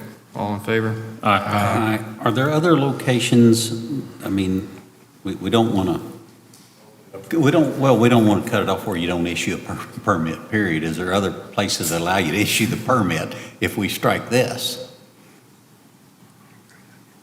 This just says when you can't issue a permit, but I want to make sure we still can. I mean, I see your point, but I'm just, there's got to be. I don't think that's the only place. That's so vague. No, it's the whole part's It's bizarre. Yeah, it's, It could mean, that- yeah, that's very. Well, I would just make a motion that you review that and make sure that we still have the ability to issue permits in appropriate situations. It's probably in there somewhere, but without us having to go through the whole regs tonight, I just want to make sure. So that's my motion that we verify that it's still available. I'll second that motion. All in favor? Aye. To strike and verify. Okay. Yeah, I will look into that. Engineering.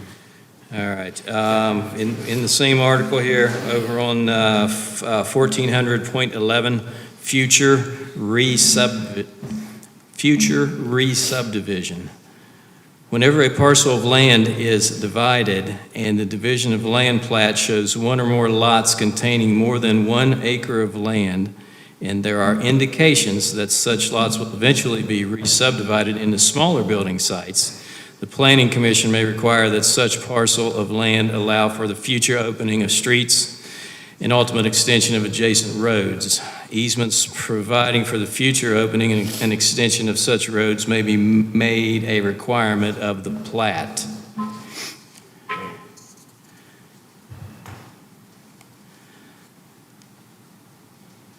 What is the purpose of this change and how does it accomplish it? Who's got the authority? Well, and who's to know that, what the future holds relative to this divided parcel? Well, it says that, something about inclination, that there are indications that such lots will eventually be re-subdivided into smaller building sites.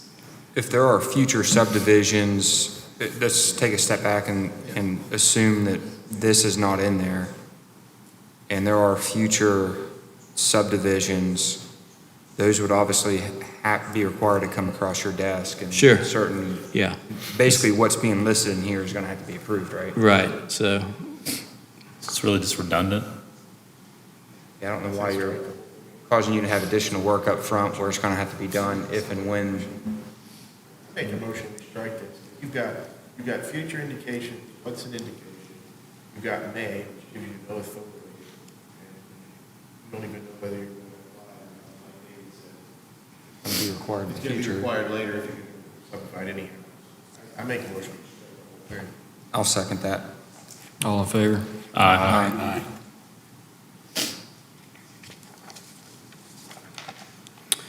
okay, the rest of that is semantics, okay. All right, now the next thing to speak of is item number 04. Jason and I had a good conversation about this the other day. We have our new definition of change of business versus change of land use, which we approved. The change of business, the total change of business type or business change that is the same type or similar of the former business within a building or on the land. Change of business shall not be interpreted as change of land use. Change of land use is a primary activity conducted on the land or within a building, such as from agriculture to business, business to residential, residential to business, et cetera. Obviously, we would require a permit if we're changing a residence to a business. We had discussed, or it was kicked around, the fact that a change of a business shouldn't require a permit if you're changing an existing dentist's office, and the dentist moves out and another dentist moves in, or a doctor or a similar type of function. But then we got to thinking, what if you're in a C1 and the business moves out, and a business that's approvable in a C2 but not a C1 moves in there? How do we, as a planning commission and a board, police that situation and keep the zoning pure and consistent? So in my mind, I would think we would still have to require a change of business permit to keep the zoning consistent, and to keep a C2 or some other type of business that isn't zoned for a specific area from coming in without our knowing it. Unless there's some type of, language to cover that or prevent that.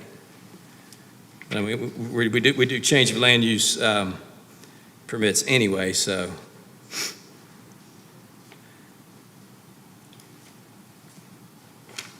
It looks like to me this just clears things up, and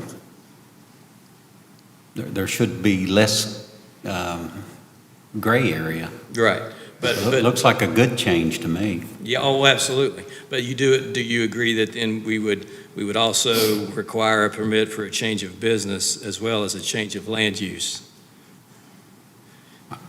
Simply to police the fact that a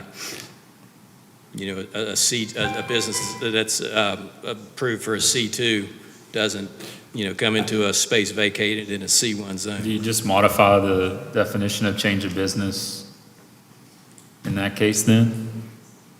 To say business, or it can't move outside of its current requirement? I mean, I don't know, I'm just trying to think of a way, because it's not clarified in that definition. Yeah, I mean, Are you requiring a permit for each of these applications for a Right change now, of business and a change? well, until this was changed the other day, it was just all a CLU, change of land use. We didn't Okay. have a change of business. The way I look at this, I think a part of planning and zoning and permitting and stuff like that is to kind of give the tax department a heads up if there's a major overhaul. Let's say you're going from one grocery store to another, and maybe you're gutting the interior. It's not really a change of use, but it is something that obviously the assessor's office needs to be aware of. And I think that's part of this process. I don't want to put an extra burden on somebody. I mean, if it's literally one dentist that bought another dentist stuff and you still got all his equipment in there, or even if you're moving in the same kind of equipment, I don't think we want to put a burden on somebody like that. Or if just one hairdresser sold to another hairdresser, or one barber sold to another barber, or even if it's a minor change. But I think the reason they're adding in some of the stuff where it is a change from residential to commercial, obviously you want to have that in there. So how do we accomplish both goals, I guess? Mm-hmm. Well, Mr. Hoylman's that was an interesting comment about modifying or amending the change of business definition to state that, I don't know the wording, but, Well, it would only prohibit, one that is permissible under C2, for example, from going into one that's C1. I don't know what the remedy is for that situation, but if you wanted to, by definition, prohibit that, to address it, then I think that's probably the way to do it. How to remedy it, I don't know. You probably need another resolution. Can you add it that the total change of business type or business change that is the same type or similar of the former business within a building or on the land and in compliance with permitted uses of that zone? Yeah, that would accomplish what yeah. I like that. I'll make that as a motion to add that. Second? All in favor? Aye. Okay. That helps clear that. Thank you.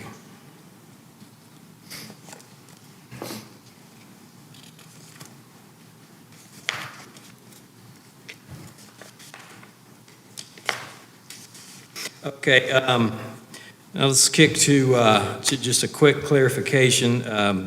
It's a 05 on the ILP.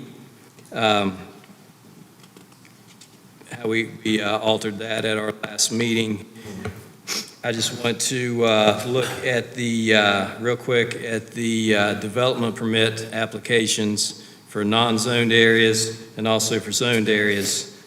Jason and I spoke about this the other day as well. If you look at the non-zoned application, the second page, we're under commercial, industrial, multifamily, lease community, manufactured home park, bullet points 4, 5, 6, and 7 could be replaced with the language that we've already developed, where the applicant is responsible for the. Hey, David, real quick, this is attachment 05B that you're talking about, correct? That's a good question. It's the, development permit, non-zone area. That's. Putnam County Development Zoning Permit Application. 05A?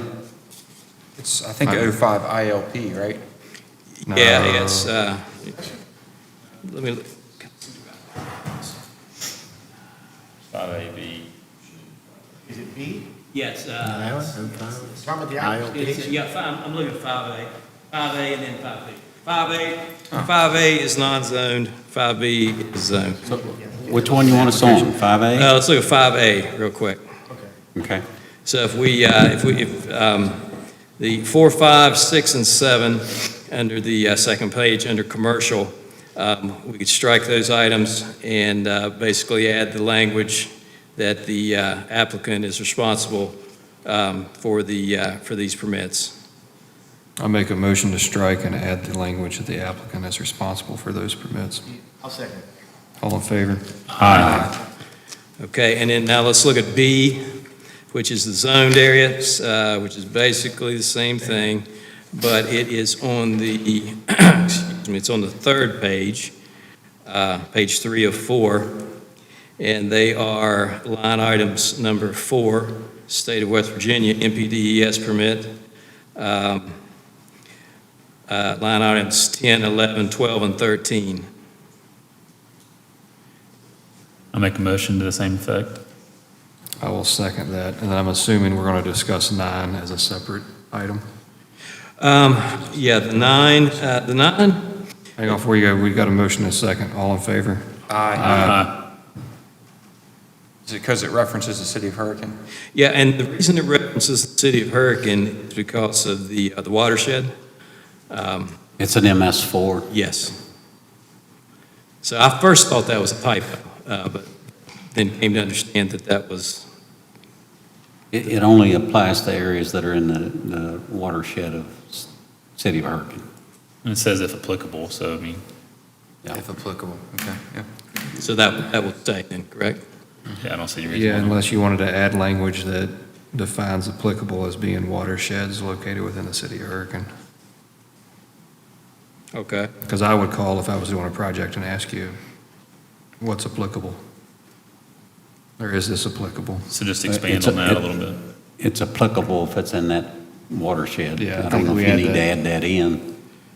We can, if you want.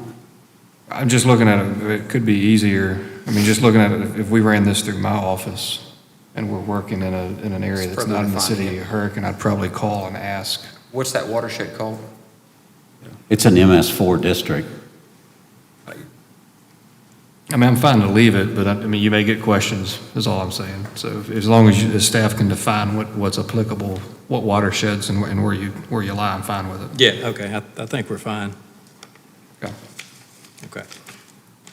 All right, let's move on to, so we don't need, did we motion that, and we're good with Yeah, that? Brian and Jacob both have motions, Okay. and we're good. Let's move on to number 13, real quick.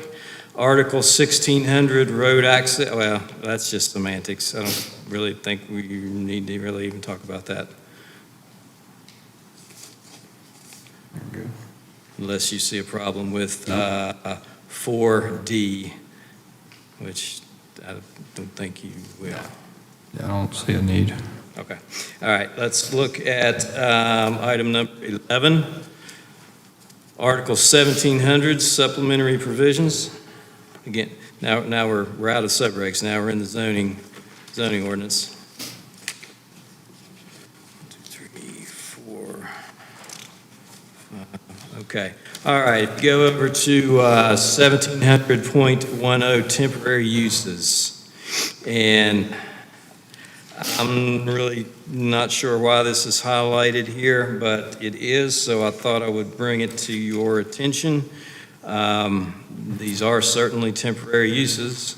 Night watchman, temporary building sites for education, nonprofit organizations, temporary sites whose offices have been destroyed by fire, flood, temporary site offices for construction companies on construction sites, and sales offices for residential subdivision developments.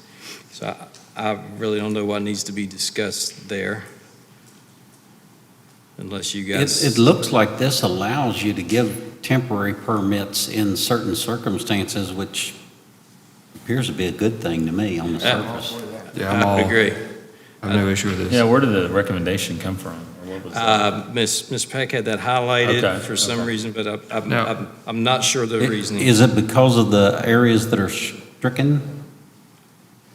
Like number 1, amendments and hearing procedures, requests for temporary. Yeah, I think zoning? this might be trying to avoid having to come before us for temporary use permits. That's what I was thinking. Maybe that's the maybe discussion here, that's that what it this, is. to allow these uses to be approved by staff. Okay, so where we're not coming to the planning commission for these Yeah, temporary where the uses. director could That do I'll it. be, that the director will be able to approve these. Okay, well, that's in a separate text amendment anyway. That's Well, something we. I do think though, if you look here under B, unique temporary uses, number 1, it is being stricken that amendments and hearing procedures, request for temporary zoning permit. I think it's Yeah, just a you're cleanup. having to follow the procedure in Article 2000C. Right. It's probably technical adjustments tied to the other text amendment. Yeah, I would agree. And then then this amendments and hearing procedures get stricken from this. Yeah. Yeah. And I'll make a motion for that. Second. All in favor? Aye.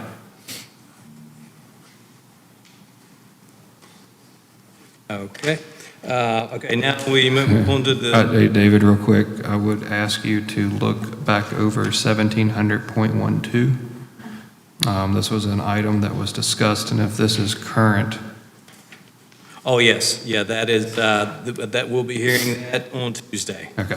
Yeah. On number 6, on this one as well, under unique temporary uses, the temporary permit for a sales office for it used to say residential, that's been stricken, and subdivision developments may be issued. Seems to me we should be allowing that for non-residential as well. I would agree. So I don't know if you need to say subdivision development. Well, I guess subdivision development would, if you're doing a That would cover- commercial property, Say or commercial. you might need a sales office there, so That would that's cover- probably the purpose of that, why residential is stricken and subdivision development's added in. So do we need to approve that as well? Yeah, we should probably make a motion for that I'll make a motion to strike. Second. All in favor? You're also adding, you're striking and adding. Correct. Adding commercial. Add commercial. So you're adding subdivision developments without the word residential. Yeah, subdivision development covers the residential and commercial. Okay. I'll amend my motion to include that as stated by Mr. Foster. Second. All in favor? Aye. Looking here next is steep slopes. Steep slopes, yes. Question is, why is this part of Article 1700 and not in subregs? There's a lot to unpack here, I think.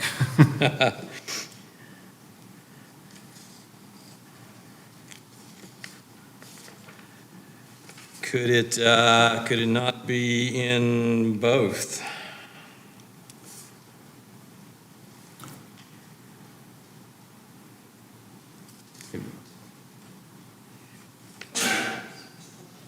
Or are there any issues with the language, or is it I just have the issue with placement? language that there's for somebody who decided that 10% is too steep.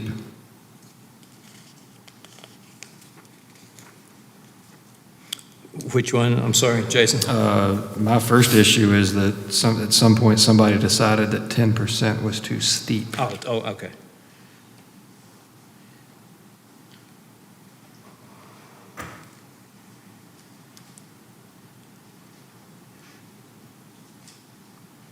Yeah, that's not very steep.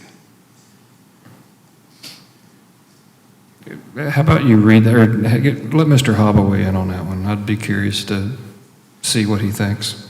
Mr. Haba, are you still with us? Okay, we are on,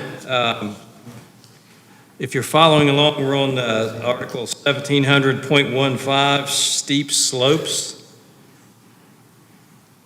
Yeah. 1,500, okay.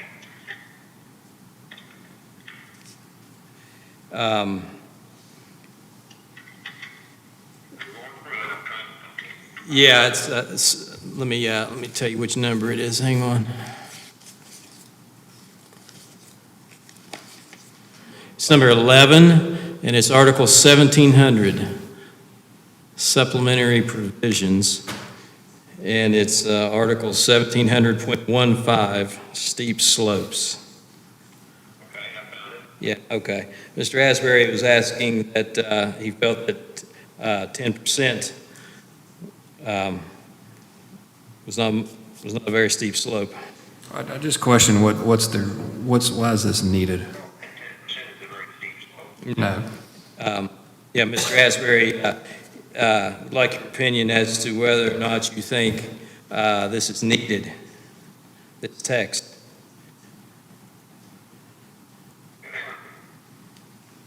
Well, there is a percent slope that is too much, but it's certainly not 10. No. I would say that could be something that we should eliminate.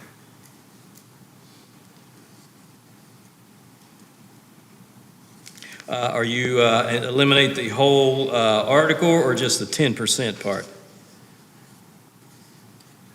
Well, the rest of you can chat on that. I don't know if 20% is the magic number, 17 and a half. Feeling open-ended, some people could get the slope they needed and others may not be able to. Well, also, when you're, I'm a big fan of being consistent for everyone. And in some cases, if we don't know what the right number is, it might be better to leave it blank. well, also, when you develop now, there's all kinds of new techniques for doing stuff that may not have been available at the time that this was written. You can terrace them, you can do all kinds of stuff with it. There's geocell containment systems that allow for vegetation on extremely steep slopes. I think this is something we don't have time to talk about tonight. I'd like to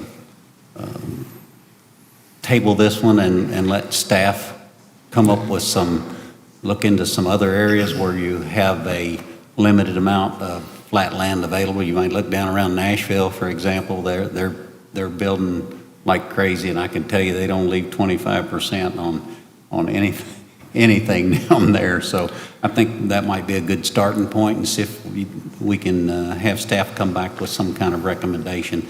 We probably do need to have something, because you do want some green space, but by the same token, you don't want to, here we're giving away 55% of our land on a 20% slope. That's a lot of land to give away. Yeah, I would agree, because the chart down under C that Ron's talking about needs to be revised. I would accept a motion to table this.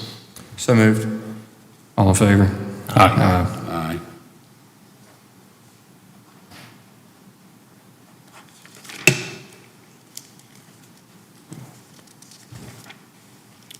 Okay, let me see if there's anything else in 1700. Quick question though on that part, and you might be familiar with this, Jason, was the 10% threshold prohibit building on those, or just additional scrutiny, or I'm trying to read it and get a grasp? It looks like additional scrutiny, but also there's a chart under C that says if you have 10 to 14%, there's a certain percentage of steep slope that you have to preserve. Maintain, okay. And I would argue that some of those slopes are not steep. I don't feel. No, I agree, 10% is, Yeah, even up to, I mean, really 15%. Right. yeah, I mean, I've seen some, yeah. Okay, yeah, all right. All right, we will research that. Next item is number 09 on your laptop, Board of Zoning Appeals. And if I'm not mistaken, I think it's all semantics. Leaf through it real quick. Yeah, the word development is being added. Every time it says subdivision, the word development is added. That's all I see. I'll make a motion. Second. All in favor? All right. Next one, Putnam County Salvage Yard Permit Ordinance. That's number 14 on your laptop. Putnam County Salvage Yard Permit Ordinance. It's handwritten. Hey, David, do you have any chargers? I'm sorry. Do you have any iPad chargers? Oh, we're getting low? Yes, I do. I need one.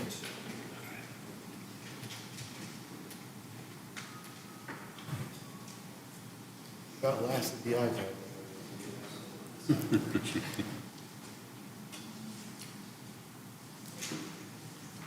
You got floor It plugs just over means the here, meeting's Jason. over, Jacob. Some floor plugs Aren't you over happy you get paid? Yes, yes, Just this one?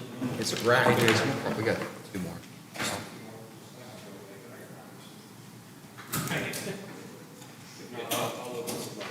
Yeah. This will just, this will be quick.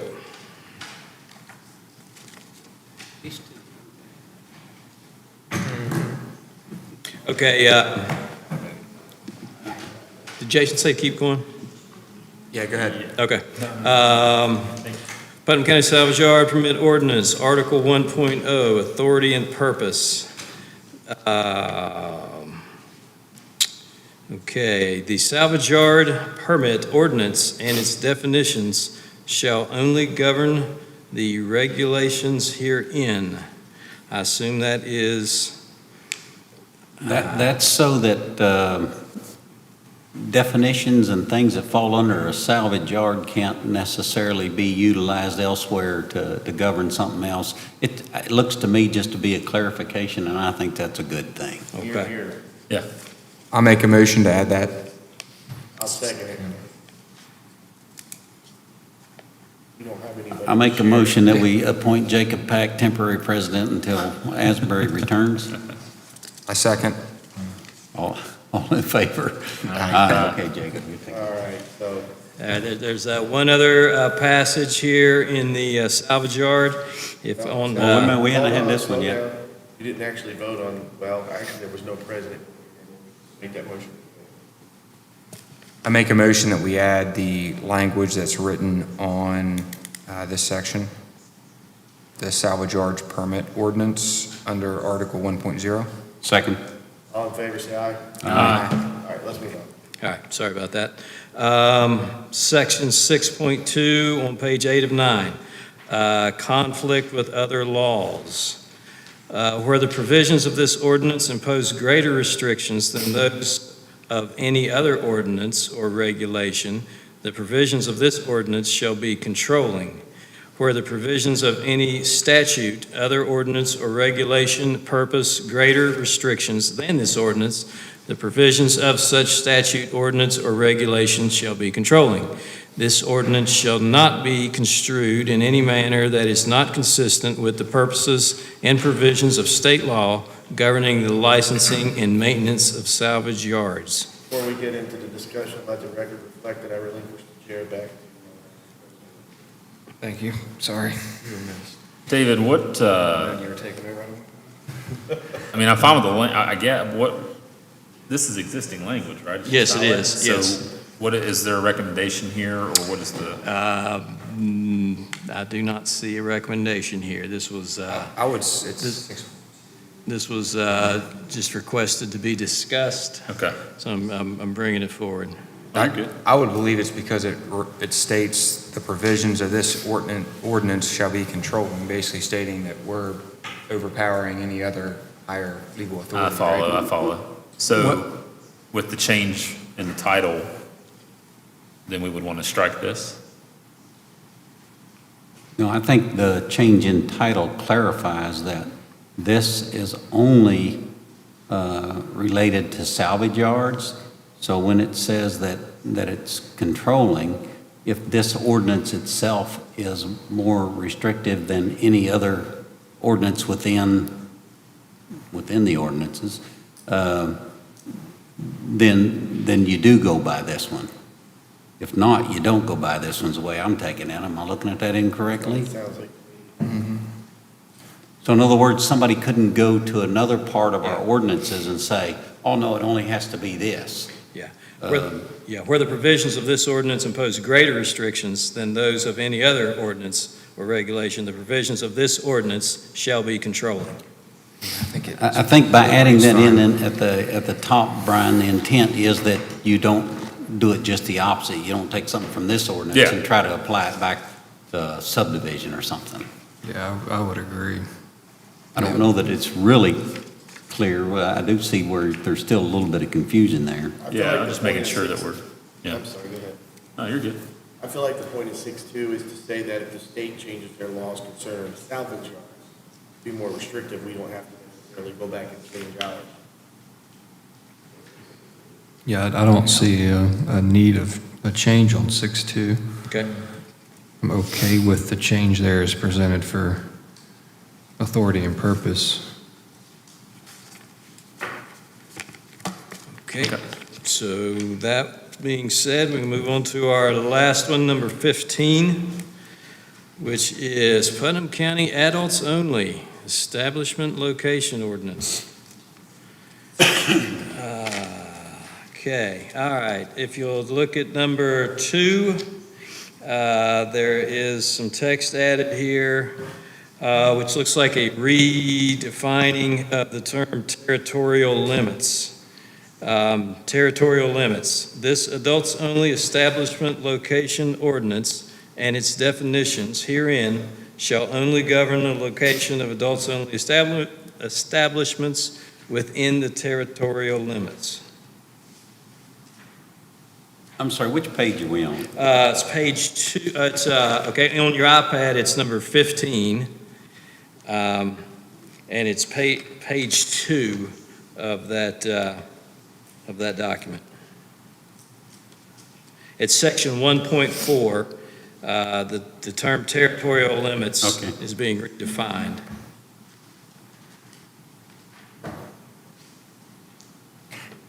Did Mr.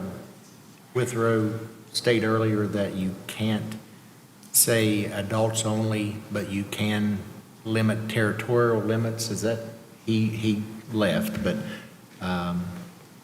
that was the intent back in the day, was you couldn't discriminate against someone's business, but you could limit where they could do their business. So territorial limits or adults only,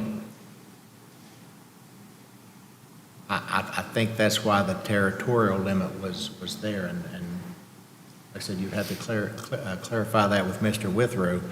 We spoke about this earlier. Is that something Larry just needs to look up for us and see if that's true? I'm sure Larry could look that up, but Repeat that for Larry so he'll understand what we're having. Mr. Withrow said that in the ordinance, when he was involved with this years ago, that it was, the territorial limits was used because you couldn't discriminate against a type of business. You couldn't say that you couldn't have a adults-only store in a certain area, but you could say that you, in territorial limits. So if we say adults only, are we discriminating against a particular class of business? Or we definitely do not want that kind of business. But Mr. Withrow did have some insight in that, which was a little bit different than what we're having here. Yeah. I know that there is a section, I know the county has an adult ordinance.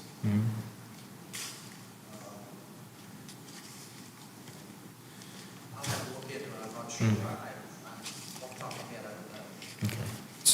I can look into it. Okay. So Larry, from I guess a legal standpoint, us having an ordinance that is specific for adults only, does that constitute, singling out or anything like that?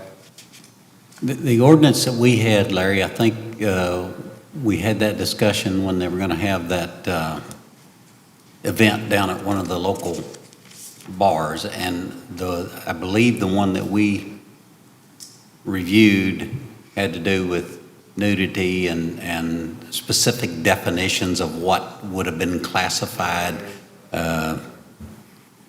And I forget the term exactly, but I don't think that exactly, I think it's different than what we're reviewing here. Although the definitions we set forward could be applied here, I don't think it's specifically the same thing. But I think this is just applying to where it could be located. Yeah. Like I said, let me look into it, I'm not sure. Okay. you want to just Table that? table this one and have Larry review and see if there's... Yeah, this was news to me. I didn't know anything about this one until we got the packets. We probably should go ahead and talk about any other changes, and that way he can review that specific thing, and then we would be, you can even make your motion subject to Larry's review. That way we wouldn't, pardon the pun, review an adult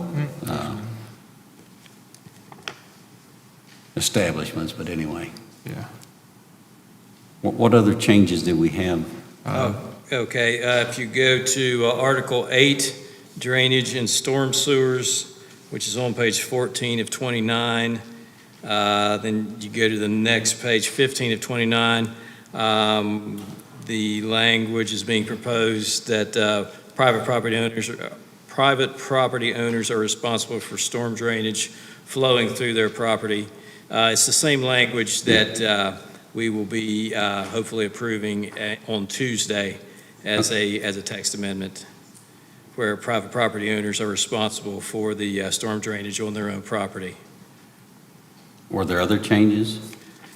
Yeah, there's changes down on page 22. 22? Yeah, 22. I think that's current. Yeah, it's the current Yeah, language. it's current language, it's highlighted. Soil tests, similar information if deemed necessary by the planning office to determine the feasibility of the proposed development. Again, I think that refers back to to our earlier language relative to state agencies such as DEP. You just need to combine those and make that blanket statement that we've done in the other ones. Yeah, I think that gets stricken, and you add what you have down there as I, or L, excuse me. Oh, yes, she did, an L. Yes, go ahead. Yeah.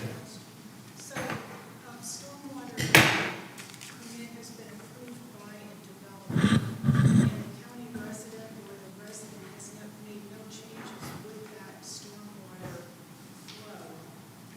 Does this still apply?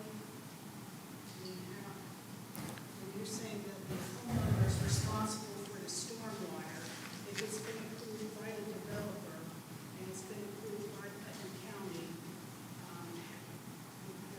the resident is still responsible? Yes, the resident owns that because the county doesn't not own or maintain private stormwater facilities. Part of their stormwater permit application. Yeah, permit application's not with the county. The permit is not part of the county. That permit's with the state. That was part of the application for the builder to build within the county. Yes, and when the builder puts it back through either via his homeowners association or some other means, it's either the builder's responsibility or the individual homeowner who bought from that builder's responsibility. It's not the county's responsibility to maintain a private system. I'm not asking that, I'm asking for legal responsibility. So if an HOA or the homeowner is not making any change to the stormwater design in the HOA on the streets, how are the homeowners responsible for that? Well, that's a legal question. We don't take up legal questions. Well, I'm just saying, since Yeah. it's part of the application through Putnam County, the developer. Well, No, our it is- application, as Jason said, what's required from the state, we're not. What's required from the application is no different. This change does not change the requirements of the application for stormwater. Okay, so when you approve the builder's application, then you also approve their stormwater prevention plan. The state, West Virginia Department of Environmental Protection approves that. I understand that. Okay, but that had to be part of the application. It's still part of their responsibility to get that. We don't, if, the county has no jurisdiction to come out if you choose to circumvent the requirements of the West Virginia DEP. There's nothing the county can do, absolutely nothing. So therefore, it's the builder's responsibility to obtain that, because the only enforcement arm is the DEP. The only folks that can find that builder is the DEP for circumventing that. Answers my question.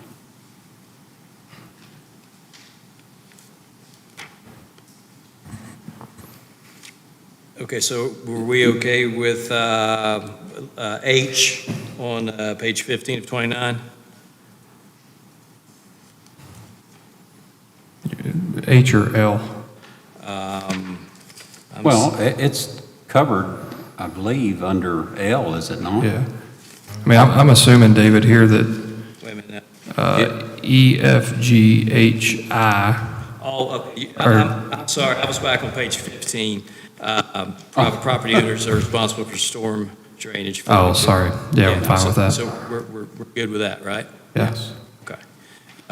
Okay, so then we move on to page 22, 22 and 23. Yeah, which would be E, F, G, H, and I to be stricken and replaced with L and M, is the way I'm reading that. Looks like F, G, H, and I have been consolidated into L. So Yes. You're probably Yeah. going to have to take those out. Right. And re-letter them. Sure, sure. Yeah, I would say E as well. Yeah, I've I got mean, I just forgot to highlight E, but yeah, strike the highlighted and insert the, EFGHI Element of P. stricken.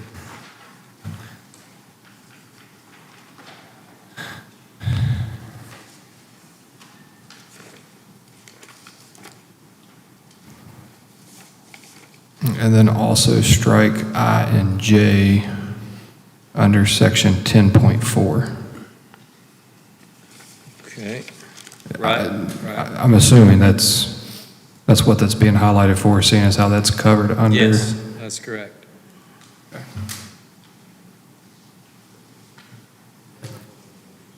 Yeah, I gotta figure that out here in a second. Yes.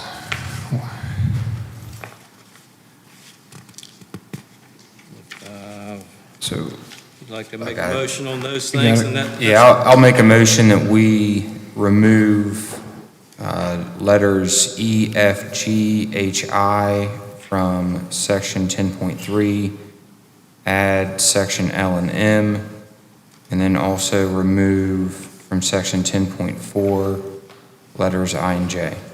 Second. all in favor? Aye.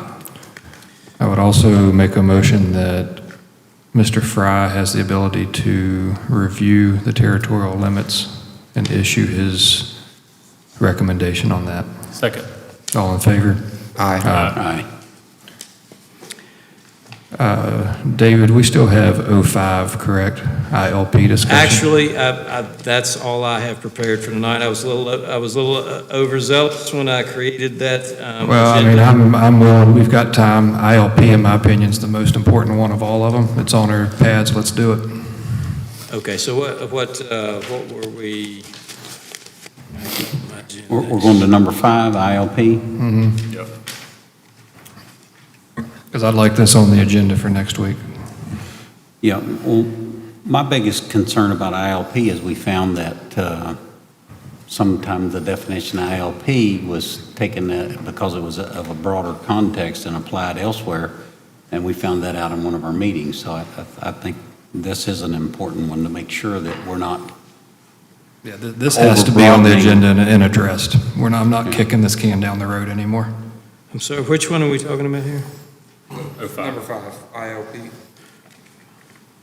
Oh, did we not talk about that? No. Sorry. In our previous meeting, I know we made some recommendations. Where do we stand based on where we started? Yeah, I didn't have anything new to add to that. I thought we had all this worked out from our last time. I did too, but it looks like there's some different color text on here. I mean, if there's nothing to go over, Oh, no, I don't think so. The purple, Mr. Mills, as I recall, added, suggested the purple. And then we added the word management to storm drainage on Article 400. Storm drainage, instead of storm drainage, instead of storm drainage management. Or it could say, yeah, I guess maintenance management. I guess management's a good word. But this was all approved at Yes. an ordinance meeting 2-3 months ago, right? Yes, this was, let's see, okay, I know I kept this, I added this here simply as a reference for Okay. when we were talking about the applications for the zone and the zone. okay. Okay. My That's the only apologies. reason that's in the package. Yeah, I was I reading thought wrong. we were being duplicative. So this has been presented and went on to the county commission? Oh, yes. Now, it hasn't gone to the county commission. This will be at the planning commission. Okay. On Tuesday. Okay. Yeah. Mr. Cole, do you believe, based on the changes that we've made, that I think one of our goals was to make sure we were using the narrowest version and the most friendly to the applicant, and not taking a broad definition from one part of our ordinances to another, creating more hardship for the applicant? Have we resolved that, in your opinion? I believe so. I believe we have, and I believe we've, I think a lot of these things to streamline the process within the function of the office relative to expediting projects and permits. And it's given you all more clarity so that you know how to address specific issues, and we've cleared up the gray areas. Is that? I do think so. I do think so. Okay. Now, we'll, first, there may be a few bumps in the road, with our sub-reg things, but if there are, we'll address them. But I think it's a good program, and Yeah, I would like to eventually put on the agenda, hopefully before the year's up, to look into the floodplain ordinance, make sure we don't have anything there that needs to be addressed. I've got Ms. Peck's notes, I believe. I think she was looking into that.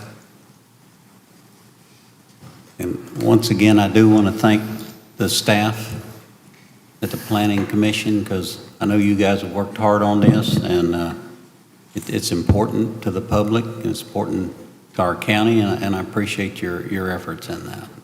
Absolutely.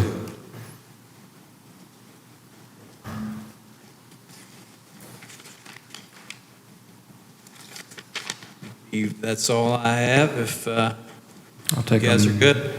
Take a motion to adjourn. So moved. All in favor? All right. I was on 1%. Welcome to the show. I said it was coming to an end. Right now it's 6. Yeah. It was coming to an end.